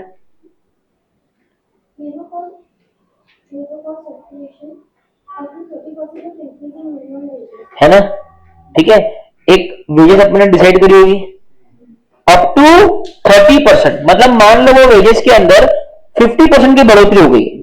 100 का वेजेस था, 50% की बढ़ोतरी हो गई। कितनी हो गई? 50 की एस्केलेशन हो गया। लेकिन कॉन्ट्रैक्ट में बोला था अप टू 30% हम एग्री करेंगे। मतलब इनटू 30%, मतलब मैक्सिमम आप 30 का ही एस्केलेशन कर सकते हो। कोई डाउट है क्या? नहीं? आगे एक मिनट, अदिति पढ़ो। in case AB is able to complete the construction is less than 2 years and 10 months, it will be entitled for an additional incentive of 50 lakhs. हाँ, ये जो है मैंने जो हाईलाइट किया ना, आप भी वो हाईलाइट करो, और पेपर जब पढ़ोगे ना एग्जाम में तब आपको भी वो अंडरलाइन करना है ताकि आपसे मिस ना हो। ठीक है, ये हर एक टॉपर व्यक्ति करता है, और आप ऐसे प्लेन पढ़ते रहोगे तो आप पक्का इस क्वेश्चन में कुछ ना कुछ गलती कर दोगे। अभी चौथा पॉइंट क्या, तो देखो पहला क्या था सर, एग्रीड प्राइस, दूसरा सर मटेरियल एस्केलेशन, तीसरा सर लेबर एस्केलेशन, चौथा कि सर अगर 2 साल 10 दिन कितना, अरे जोर की बोलो यार, और जोर की बोलो, और जोर की बोलो, 2 साल 10 महीने का इंसेंटिव पीरियड है। ठीक है, अगर होगा तो कितना मिलेगा, 50 लाख मिलेगा। 2 साल 10 महीने एक दिन हो गया तो मिलेगा क्या, बस ये हो। ठीक है, बोलो आस्था। However, in case the construction is delayed beyond 3 years and 2 months, XY will charge a penalty of 20 lakhs. अगर 3 साल और 2 महीने से ज्यादा डिले हो गया, सर यार कॉन्ट्रैक्ट तो 3 साल का है, आपको समझना है, कॉन्ट्रैक्ट तो सर 3 साल का है, लेकिन जो डिले की पेनल्टी इन्होंने लगाई है वो सर 3 साल और 2 महीने का टाइम दिया है। ऐसा क्यों? डाउट ये है कि नॉर्मली वो इसने ये बोलना चाहिए था कि 3 साल में अगर नहीं हुआ तो पेनल्टी लगेगी, लेकिन वो बोलते 3 साल 2 महीने में नहीं हुआ तो पेनल्टी लगेगी। एक्स्ट्रा 2 महीने क्यों दिए? बोल रहे थे ना सर, नॉर्मली 1-2 महीना का ऊपर नीचे कंस्ट्रक्शन में चलते रहता सर, है ना, समझ में आया ना? ठीक है, तो एग्रीमेंट में तो कुछ भी लिख सकता ना यार, वो तुम कौन हो एग्रीमेंट कंट्रोल करने वाले? अरे 3 साल कंप्लीशन टाइम है, ठीक है, वो अपनी उसकी मर्जी है, वो बोल सकता 4 इयर्स के बाद अगर 4 इयर्स में नहीं हुआ तो पेनल्टी लगेगी। तुम होते कि कोई बोलने वाले उसको कि सर ये 1 साल एक्स्ट्रा क्यों दे रहे पेनल्टी के लिए? अरे उसकी इच्छा। वैसा ही 3 साल 2 महीने मतलब 2 महीने नॉर्मल फिनिशिंग टच के लग जाते हैं। ठीक है, उसके लिए सूली लेके खड़े नहीं रह सकते, वो गलत बात है। ठीक है, चलो कितना चार्ज होगा पेनल्टी? 20 लाख। यहां पर समझना है आपको। ठीक है सर, एग्रीड प्राइस दिया है, मटेरियल एस्केलेशन दिया है, लेबर एस्केलेशन दिया है, इंसेंटिव सर अगर 2 साल 10 महीने में होगा तो पेनल्टी सर अगर 3 साल 2 महीने में होगा। ये हो गया क्वेश्चन का पार्ट नंबर 1। कोई डाउट किसी को? ठीक है, यहां तक की हाईलाइटिंग हो गई है। ठीक है, तो मैं हाईलाइटर चेंज करता हूं। At the start of the contract AB has a reason to believe that the, ये हो गया, ये अभी तक आपको क्या पढ़ाया एनीबॉडी? एग्रीमेंट। क्या पढ़ाया? ये सब एग्रीमेंट में लिखी हुई चीजें। अब एक्चुअल में क्या क्या हुआ उससे हम डिटरमाइन करेंगे कॉन्ट्रैक्ट का रेवेन्यू। ठीक है, देख, at the start of the contract AB has a reason to believe, मतलब कॉन्ट्रैक्टर को कारण है बिलीव करने के लिए, to believe that the construction will be completed in 2 years 8 months। उसको क्या लग रहा है? 2 साल 8 महीने में कंस्ट्रक्शन कवर हो जाएगा। Assume that the construction was actually completed in 2 years 9 months। Actually complete कब हुआ? 2 साल 9 महीना, मतलब 2 साल 10 महीना के भीतर कंप्लीट हो गया, मतलब इंसेंटिव के लिए एलिजिबल है, मतलब पेनल्टी लगी है क्या? तो दोनों में से एक तलवार आएगी, इंसेंटिव की तलवार आगे तो पेनल्टी की तलवार नहीं है। ठीक है ना? अब लेबर कॉस्ट, अब है ना इसमें ना, ठीक है, तो अपन सीरियल लिखेंगे। हाँ, अभी आपने फिक्स प्राइस लिखा ना, उसके नीचे सिर्फ लिख दो मटेरियल एस्केलेशन, उसके नीचे लिख दो लेबर एस्केलेशन, उसके नीचे लिख दो इंसेंटिव।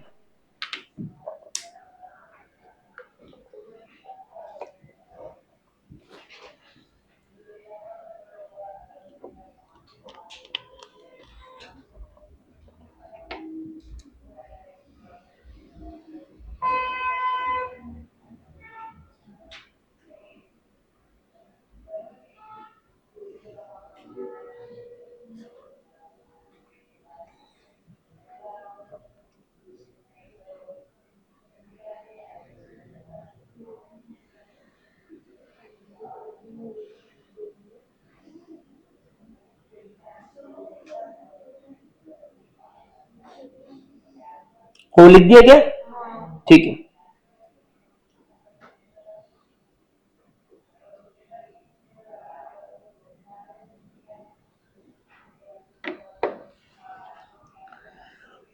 अब देखो, सबसे पहले मटेरियल का पढ़ो क्या? देखो मटेरियल कॉस्ट, चलो पहले लेबर का पढ़ दो। Labour cost was originally estimated to be 1.2 CR, मतलब ओरिजिनल एस्टिमेट लिख दूंगा मैं बाजू में, ठीक है ना? आप भी अपने इसमें नीचे लिखो, थोड़ी जगह छोड़ के, एक 2-3 लाइन छोड़ दो और फिर लिखो WN1, WN वर्किंग नोट लिखो, लेबर कॉस्ट एस्केलेशन, फटाफट लिखो जरा, लेबर कॉस्ट एस्केलेशन, है ना? लिखा ना? अब उसमें नीचे लिखो ओरिजिनल एस्टिमेशन,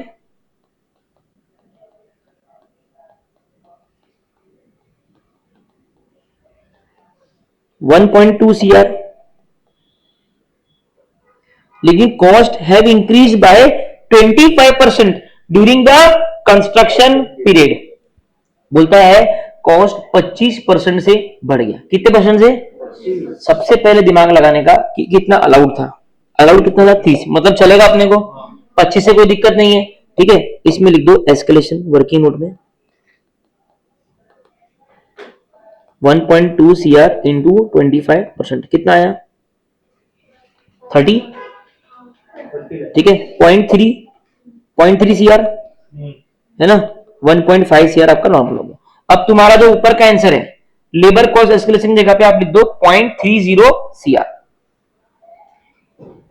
0.30 CR, और वहां पे लिख दो रेफर वर्किंग नोट नंबर 1। अब मैं आपसे एक रिक्वेस्ट करूं, लिख दो पहले फिर रिक्वेस्ट करता हूं, वर्किंग नोट का रेफरेंस डाल दो, 0.30 CR लिख दो। अब मैं रिक्वेस्ट करूं, क्या बोल रहे? 30 था ना लेबर में? मैं आपसे रिक्वेस्ट करूं, एक गलती से भी 1.5 मत लिख देना, ठीक है? गलती से भी 1.5 मत लिख देना। अरे क्या होगा, 1.2 CR तो ऑलरेडी है ही ना आपके रेवेन्यू में ऐड। हाँ हाँ सॉरी, ऐड ही होगा ऑलरेडी, मतलब ऐसा मत बोलो, गंदी हिंदी, ठीक है? वो एडेड ऑलरेडी है ही, मतलब इसका अपने को मतलब नहीं है ना, ये तो रेवेन्यू में ऑलरेडी फैक्टर्ड, हमको तो एस्केलेशन फैक्टर करना है ना, तो 0.3 CR ऐड होगा, राइट? आप ये मत कर देना, नहीं तो आप ओरिजिनल जो ऑलरेडी एडेड था रेवेन्यू में वो वापस से ऐड कर दो।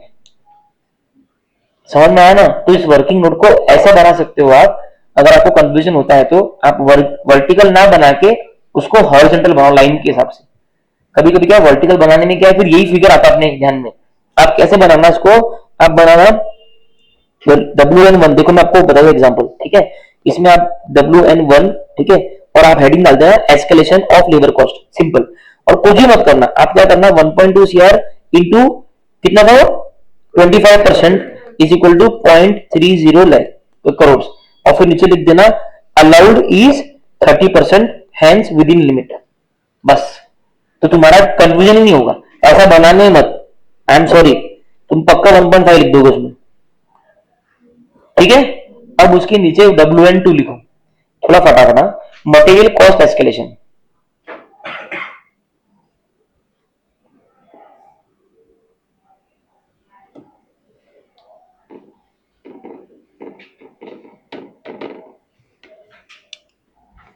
लिखा क्या?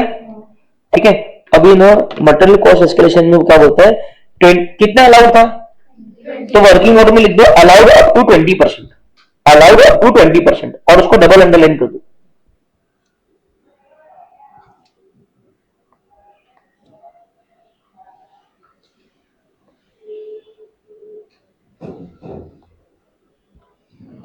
ठीक है? अब है ना एकदम प्यार से आराम से इंग्लिश को पढ़ना, ठीक है? Material cost have increased by 40%, कितने से इंक्रीज हो गया? 40% से इंक्रीज हो गया। कितना अलाउड था? 20%। वेरी गुड, ठीक है? तो इंक्रीज बाय 40% को अंडरलाइन कर दिया। Total increase in material cost, क्या बोल रहा? टोटल इंक्रीज, वापस बोलो, total increase in material cost due to 40% escalation is 80 lakhs। बोले एस्केलेशन के कारण 80 लाख बढ़ा। किसके कारण? एस्केलेशन के कारण 80 लाख बढ़ा। लेकिन कितना अलाउड है? 20% ना। अपने वर्किंग नोट में आओ, ठीक है। अब आपको वर्टिकल लिखना है, ठीक है। अब लिखो increase by 40% is equal to 80 lakhs. Increase by 40% is equal to 80 lakhs increase, 80 lakh increase. आपको समझ में आ रहा कि 40% इंक्रीज हुआ था, वो 40% जो इंक्रीज वाला अमाउंट है दैट इज 80 लैक्स, है ना। आपको समझ में आ रहा ना कि 40% जो इंक्रीज अमाउंट है दैट इज 80 लैक्स। मतलब 100% का अमाउंट कुछ दूसरा हो सकता, बेसिक मैथ्स। तो 80 80 डिवाइडेड बाय 40% करोगे तो मेरे को आएगा 200।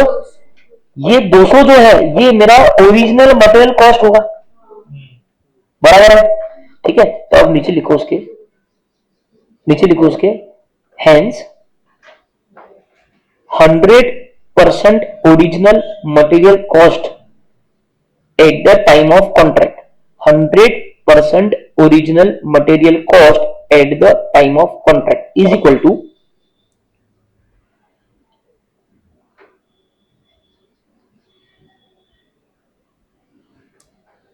ठीक है, is equal to 80 divided by 40%। अब बराबर आ गया, ठीक है। उसके नीचे लिखो maximum allowed as per contract is equal to, sorry, maximum allowed as per contract at the rate 20%, लिख दिया, इज इक्वल टू 200 इंटू 20%,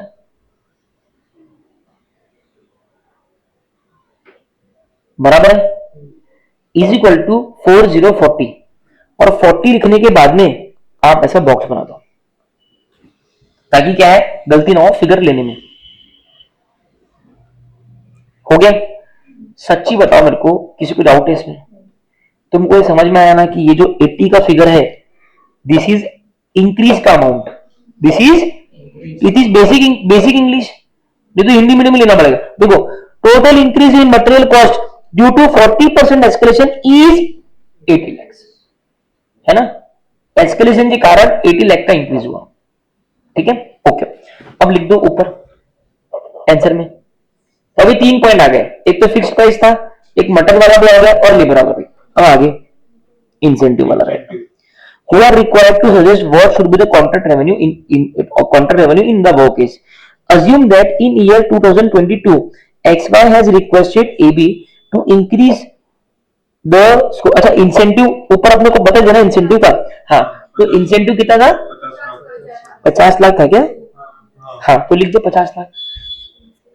उसकी तो वर्किंग नोट नहीं है ना, वो तो विद इन टाइम हो गया ना, लिख दिया 50 लाख, ठीक है। अब सुनो, assume that in year 2022 XY ने रिक्वेस्ट किया, मतलब कस्टमर ने कॉन्ट्रैक्टर को रिक्वेस्ट किया to increase the scope of contract, to increase the scope of contract, बोलता है स्कोप ऑफ कॉन्ट्रैक्ट इंक्रीज करना है। An additional floor is required to be constructed, बोल सकता है ना भैया एक और फ्लोर बांध दो, ठीक है। And there is an increase in contract fee of 1 crore, ठीक है, लिख दो, लिखो variation in contract, variation in contract, उसके नीचे ब्रैकेट में लिखो on account of increase in floor, on account of increase in floor, amount में लिखो 1 CR।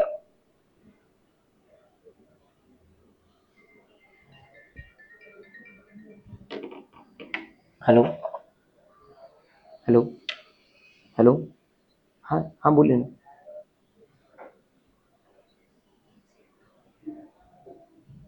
हाँ ठीक है, वो भेज दीजिए, हाँ वो मैं उसको बता देता हूँ। हाँ हाँ हाँ, ठीक है, चलेगा।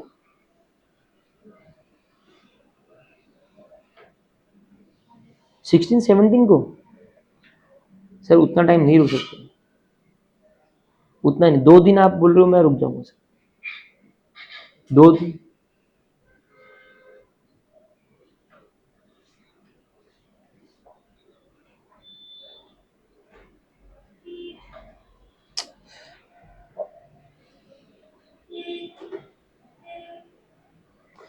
ठीक है, ठीक है, ठीक है।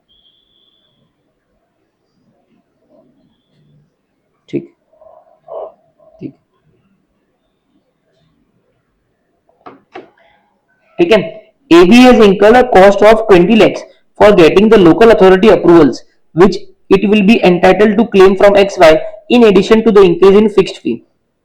मतलब क्लेम्स है, ठीक है, और साफ साफ लिखा हुआ है कि वो एंटाइटल्ड रहेगा कस्टमर से लेने के लिए, मतलब वो बोल रहा है कि कस्टमर से रिकवर होगा क्लेम, करेक्ट, लिख दो क्लेम्स, क्लेम्स लिखो, अमाउंट लिखो 20 लैक्स, डन है, ठीक है। अब बताओ कितना आंसर है, 7.40। मैच हो गया, ठीक है। तो ये कंसेप्ट पे ये बहुत प्यारा क्वेश्चन है, ठीक है। इसके इससे विपरीत देखो जो भी होगा थोड़ा बहुत इंग्लिश का ट्विक होगा अलग बात है, लेकिन कंसेप्ट हर बार सॉल्व है, कंसेप्ट इज किंग, क्वेश्चन कुछ भी आ जाए कंसेप्ट इज किंग, ओके। बहुत हाईली प्रोबेबल है ये क्वेश्चन एमसीक्यू में आने के लिए। कॉन्ट्रैक्ट में एडिशन हुआ है वो रिलेशन रिलेशन ऐसे वो बोल भी सकते हैं ना कि A1 का नाम उससे हम डिडक्ट करेंगे नहीं अग्री किया था। नहीं नहीं, कॉन्ट्रैक्ट में जो लिखा है वो लिखा है, उत्तर तो मिलना ही है, उसे कम नहीं मिल सकता, वो नहीं कर सकते, वो वैसा वैसे वेरिएशन आएगा ही, ठीक है। हो गया कि बात खत्म हो गई, ठीक है। अब है ना मैं आपको इसके ऊपर कुछ है क्या क्वेश्चंस,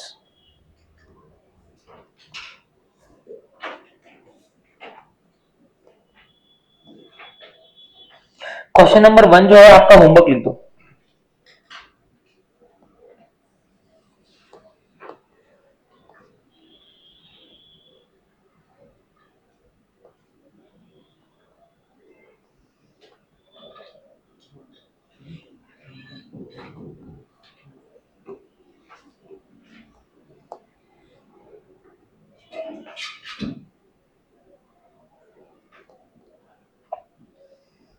बहुत सारे क्वेश्चन हैं, इसका एक ही क्वेश्चन था यार, ठीक है, इसका शायद एक ही क्वेश्चन था इसका, कॉन्ट्रैक्ट, ठीक है, डन है ये, है ना। चलो अब आ जाओ, तो क्वेश्चन नंबर 2 को स्टार मार्क कर दो,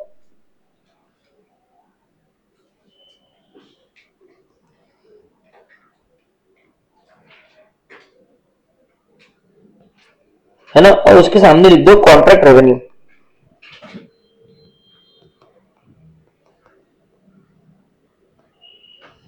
और क्वेश्चन नंबर 1 के आगे लिख दो टाइप ऑफ कॉन्ट्रैक्ट,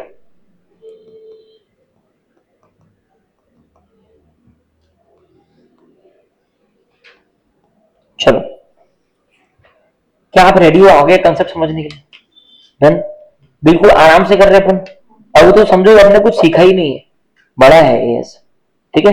अब ना आप मैंने हमने रोमन 1 डाले थे ना, रोमन 2 डालो नोट्स में, लिखो कॉन्ट्रैक्ट कॉस्ट,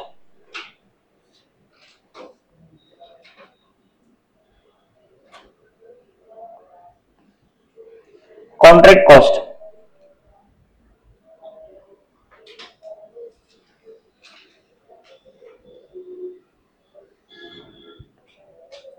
ठीक है। अभी contract cost comprises of 3 things, ऐसा बनाओ चार्ट, एबीसी लिख दो,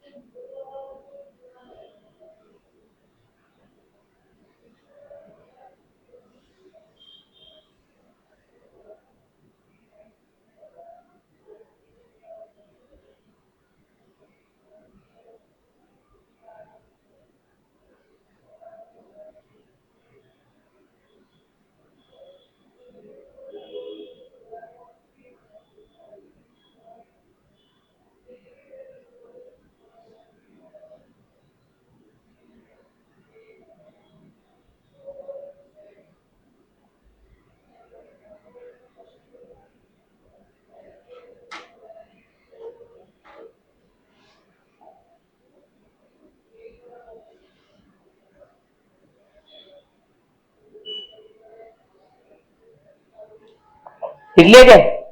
तीनों लिख लिए एबीसी, ठीक है। तो पहला क्या है, कॉन्ट्रैक्ट कॉस्ट में सर क्या क्या होता है? Cost that relate directly to the specific contract, simple सी बात है, जो भी कॉस्ट कॉन्ट्रैक्ट के वो उसमें रहेंगे। B, cost that are attributable to the contract activity in general and can be allocated to the contract. क्या मतलब है इसका, बी वाले का? Cost that can be that are attributable to the contract activity in general and can be allocated to the contract। वो building बन रही है, बिल्डिंग बन रही है तो 3 साल जेसीबी यूज हो रही है, वो जेसीबी का 3 साल का डेप्रिसिएशन कॉन्ट्रैक्ट के कॉस्ट में आएगा ना। 10 साल की लाइफ में 3 साल तो वो कॉन्ट्रैक्ट के लिए यूज हो रही है। समझ में आया क्या? तो डायरेक्ट कॉस्ट भी चलते हैं, इनडायरेक्ट कॉस्ट जो डायरेक्टली एट्रीब्यूटेबल भी है उसको, वो भी चलते हैं। इसमें ध्यान रखना एडमिन कॉस्ट वगैरह नहीं आते, एडमिन जनरल एडमिन कॉस्ट वगैरह इसमें नहीं आते। Other cost as are specifically chargeable to customer, अगर आप कोई और कॉस्ट स्पेसिफिकली कस्टमर को चार्जेबल कर रहे हो, कस्टमर एग्री कर रहा है, तो वो शब्द आपके कॉस्ट में आएंगे, ठीक है। तो मान लो कोई कॉस्ट जो आपको लगा, फॉर एग्जाम्पल मटेरियल का कॉस्ट लगा मैं, ठीक है, आप कस्टमर के रेवेन्यू में भी ऐड कर रहे हो और कॉस्ट में भी ऐड कर रहे हो। क्लियर बात है, एकदम क्लियर बात है। तो ये कॉन्ट्रैक्ट कॉस्ट हो गया, ठीक है। इसके एग्जाम्पल लिख लो, इसके एग्जाम्पल का फोटो लिख लो, छोड़ दो आधा पेज।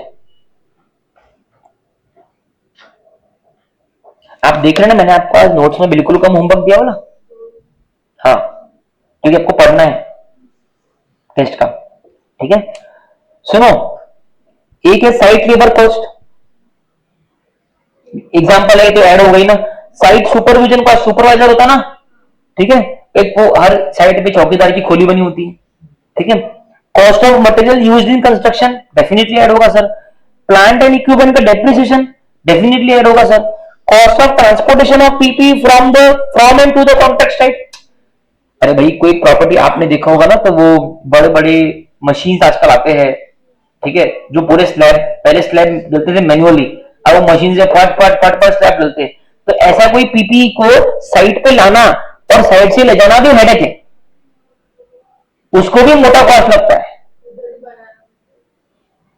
कुछ कुछ तो उधर ही बनाना पड़ता, सही बोल रही हो, ठीक है। तो ये सब भी इसमें ऐड होगा। वो होती है ना खुली ओपन लिफ्ट, ठीक है। उसके बाद में cost of design and technical assistance that is directly related to the contract, architect का कॉस्ट, वो सब भी इसमें आएगा। स्ट्रक्चरल इंजीनियर का कॉस्ट सब इसमें आएगा, ठीक है। कोई सरकारी अफसर को कुछ अपन ने पैसा दिया है लीगल तरीके से मोजनी वोजनी करने का, उसका कॉस्ट, वो सब इसमें ऐड होगा।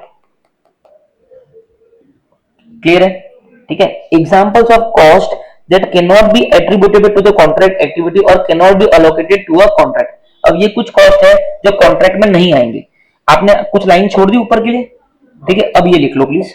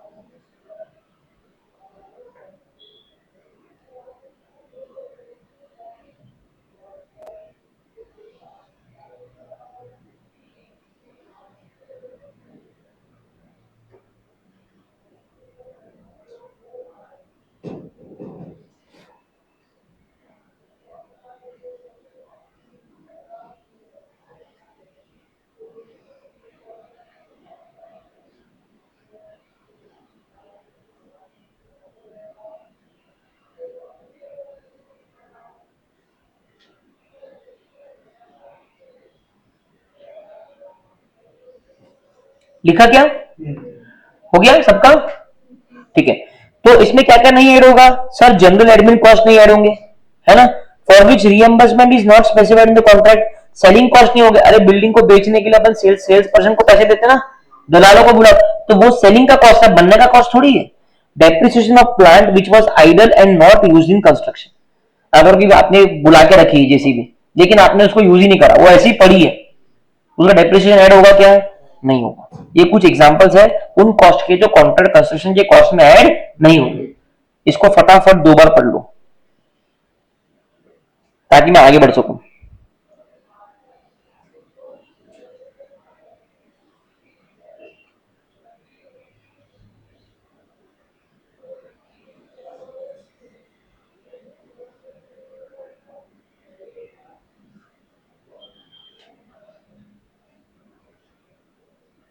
ठीक है, आगे बढ़ते हैं। टाइप्स ऑफ कॉन्ट्रैक्ट्स, क्या बोल रहा है? Types of construction contracts, types of construction contract, fixed price contract and cost plus contract. क्या बोलता है? फिक्स्ड प्राइस कॉन्ट्रैक्ट और कॉस्ट प्लस कॉन्ट्रैक्ट। ठीक है, अब सुनो, लिखो heading types of construction contracts.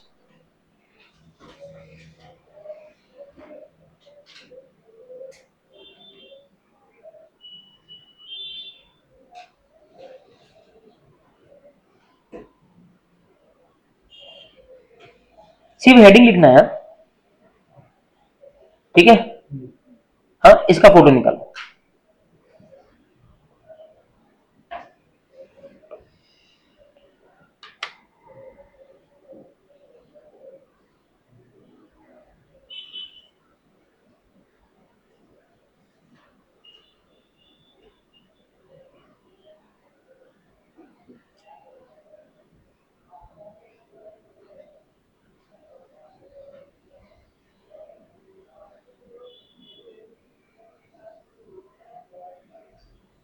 निकाला? ठीक है, अभी देखो फिक्स प्राइस कॉन्ट्रैक्ट मतलब क्या? एक प्राइस फिक्स है सर, इतना लगेगा, ठीक है, फिर हमको कोई प्रॉब्लम नहीं है, 1 CR लगेगा। जैसा अपन एग्जांपल देखा था अभी, वो क्वेश्चन क्या था नंबर 2 लिखा था, ये कॉन्ट्रैक्ट प्राइस इतना है। दूसरा क्या है? Cost plus contract. सर ये बार बार ना एस्केलेशन होते रहते हैं, है ना, मैं बार बार आपको आके बोलूं कि एस्केलेशन हुआ, फिर आपकी और मेरी झंझट होती है। सर ऐसा करते हैं, कॉन्ट्रैक्ट को फिक्स्ड प्राइस रखते ही नहीं है, जितना मेरे को खर्चा लगा प्लस मेरा परसेंटेज लगा के मैं आपको बता दूंगा, उतना मेरे को दे देना। सर फॉर एग्जांपल पूरे कॉन्ट्रैक्ट में 100 करोड़ का खर्चा लगा, मेरा मार्जिन 20% है सर, मैं आपसे 120 लूंगा, झंझट ही नहीं है। ये वाला बहुत सिंपल है, कोई झंझट नहीं, ठीक है। Contractor is reimbursement for all the allowable और अदरवाइज डिफाइंड कॉस्ट, जो भी कॉस्ट एग्रीमेंट में डिफाइंड है कि ये खर्चे हम देंगे, ठीक है, वो उसको मिलेगा, सबका रिएम्बर्समेंट होगा। क्या होगा? उसके अलावा प्लस 1% मिलेगा इन कॉस्ट का, जो उसका मार्जिन रहेगा, प्रॉफिट रहेगा। क्लियर है? ये हो गया कॉस्ट प्लस कॉन्ट्रैक्ट, ये हो गया फिक्स प्राइस कॉन्ट्रैक्ट, ठीक है। उसके बाद में आ जाओ नंबर 5, जगह छोड़ो, हेडिंग डालो, तो रहने दो, फोटो खींच लो, तुमको जगह छोड़ने का काम ही नहीं, फोटो खींचो इसका।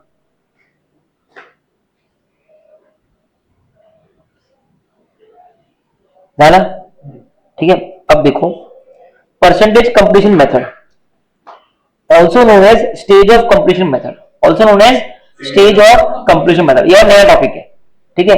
ये आपका type of construction contract order खत्म हो गया कि 2 तरह के रहते हैं, फिक्स प्राइस रहता है और कॉस्ट प्लस रहता है, ठीक है।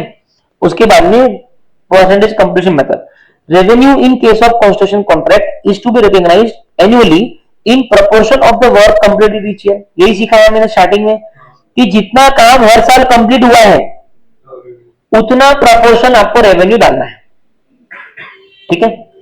Percentage of work completed that is stage of completion may be determined by the following method. अब सर ये कैसे डिटरमाइन करूं कि कितना परसेंटेज काम हुआ है? क्या बोला मैंने? ये कैसे डिटरमाइन करूं कि कितना परसेंटेज काम हुआ है ना। हमने क्या बोला था कि जितना कॉस्ट लगा, ठीक है, मान लो कॉस्ट तेरा अभी तक 40 हो गया और टोटल कॉस्ट मान लो 100 है, तो कितना परसेंटेज हुआ? बराबर है ना सर। 100 में से 40 का कॉस्ट लग गया, मतलब 40%। करेक्ट? ये एक तरीका है, पहला तरीका यही है, तीन तरीके हैं डिटरमाइन करने के स्टेज ऑफ कंप्लीशन। कितने तरीके हैं? तीन। एक है annual cost incurred divided by estimated cost, यही आपसे कब से कर रहे हैं अपन। एनुअल कॉस्ट इंकर हुआ मान लो 40 डिवाइडेड बाय 100, टोटल कॉस्ट होगा, राइट। एनुअल कॉस्ट मान लो हुआ 50 डिवाइडेड बाय 100, बराबर है। एनुअल कॉस्ट मान लो हुआ 60 डिवाइडेड बाय 100, राइट। जितना भी एनुअल कॉस्ट इंकर हुआ है, जितना भी एनुअल कॉस्ट इंकर हुआ है, मतलब एक्चुअल कॉस्ट इंकर हुआ है, जितना भी एक्चुअल कॉस्ट इंकर हो गया है डिवाइडेड बाय एस्टिमेटेड कॉस्ट। साल के अंत में देखना है कितना एक्चुअल कॉस्ट इंकर हो गया है और कितना हमारा टोटल एस्टिमेटेड कॉन्ट्रैक्ट का कॉस्ट है। आपको आ जाएगा परसेंटेज ऑफ कंप्लीशन मेथड का परसेंटेज। डाउट है क्या? ये कम से कम 4 से 5 बार कर चुके अपन अभी 1.5 घंटे में, ठीक है। ये मैं स्टार्टिंग बता इससे क्यों किया था, क्योंकि बहुत हद तक क्वेश्चन बैंक इस पे डिपेंडेंट रहेगी, बहुत हद तक एग्जाम के क्वेश्चन इस पे डिपेंडेंट रहेंगे। आपको समझ रहा क्या ये चीज? सबको समझ रही क्या? सृष्टि, मीका, अदिति, साईश्याम, आस्था, एवरीबडी क्लियर? चलो ठीक है।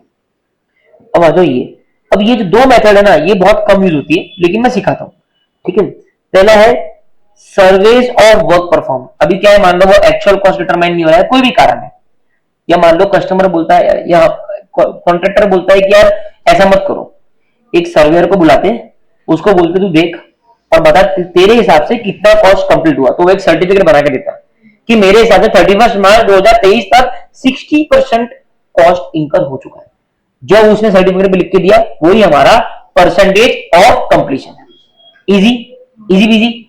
उसके बाद में completion of physical proportion of the contract work. Sir ये क्या है, इसमें और ए में क्या डिफरेंस है? तीन देखे अपन ने, एक तो अपन ने देखा actual cost incurred, that's it. दूसरा हमने देखा परसेंटेज ऑफ सर्वे वाला जो है वो। तीसरा हम देख रहे हैं completion of physical proportion of the contract work, मतलब कितने फ्लोर हो गए सर, कितने फ्लोर हो गए। मान लो अगर 1000 स्क्वायर फीट में काम करना था, कितना स्क्वायर फीट काम हो गया सर, बराबर है ना। लेकिन एग्जाम में आपको जनरली इस पे पूछते हैं, ठीक है। समझाया बराबर, समझ में आया ना? वेरी गुड, ठीक है। अब आ जाओ यहाँ पे। अब ये तो खैर मैं तुमको बार बार बता ही रहा हूँ, अपन अपने नोट्स में लिखेंगे actual cost incur divided by total estimated cost into 100। मतलब एस्टिमेटेड कॉस्ट 100 करोड़ था, कॉन्ट्रैक्ट रेवेन्यू 120 करोड़ था। ये एग्जांपल है, रेवेन्यू भी दिया है और कॉस्ट भी दिया है, ठीक है। उसके बाद में ईयर 1 में कॉस्ट कितना इंकर हुआ, ईयर 1 में कितना इंकर हुआ 30 करोड़। एस्टिमेटेड कॉस्ट कितना था 100 करोड़।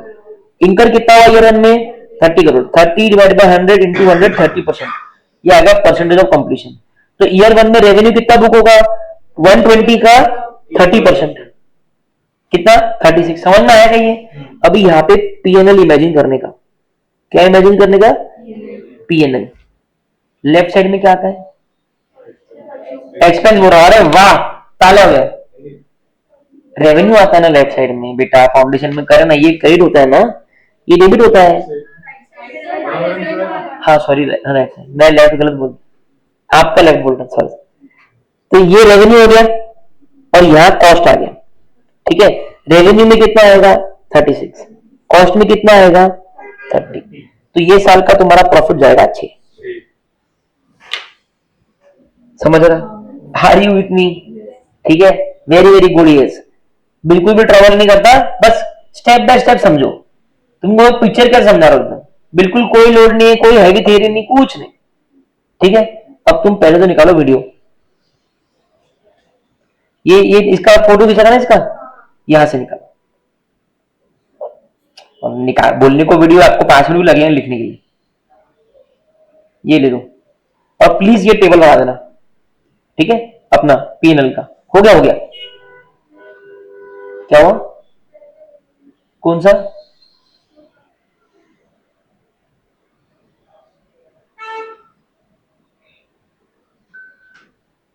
ठीक है। अब चलो सर्विस ऑफ वर्क परफॉर्म, कुछ नहीं, ये एग्जांपल है, ठीक है, कि कितना उसने दिया।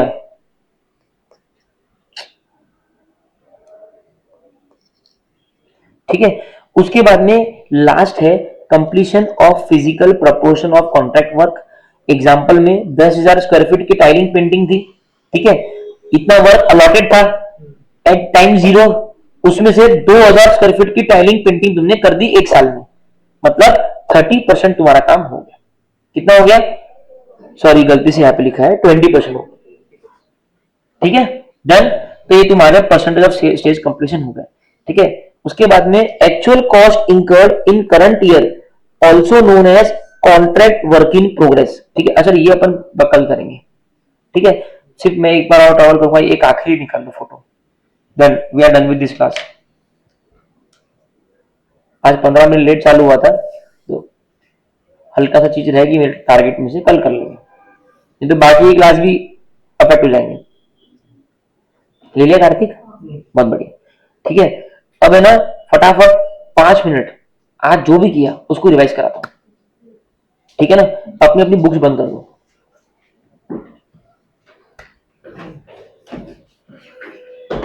पूरा फोकस से सिर्फ बोर्ड पे देखो।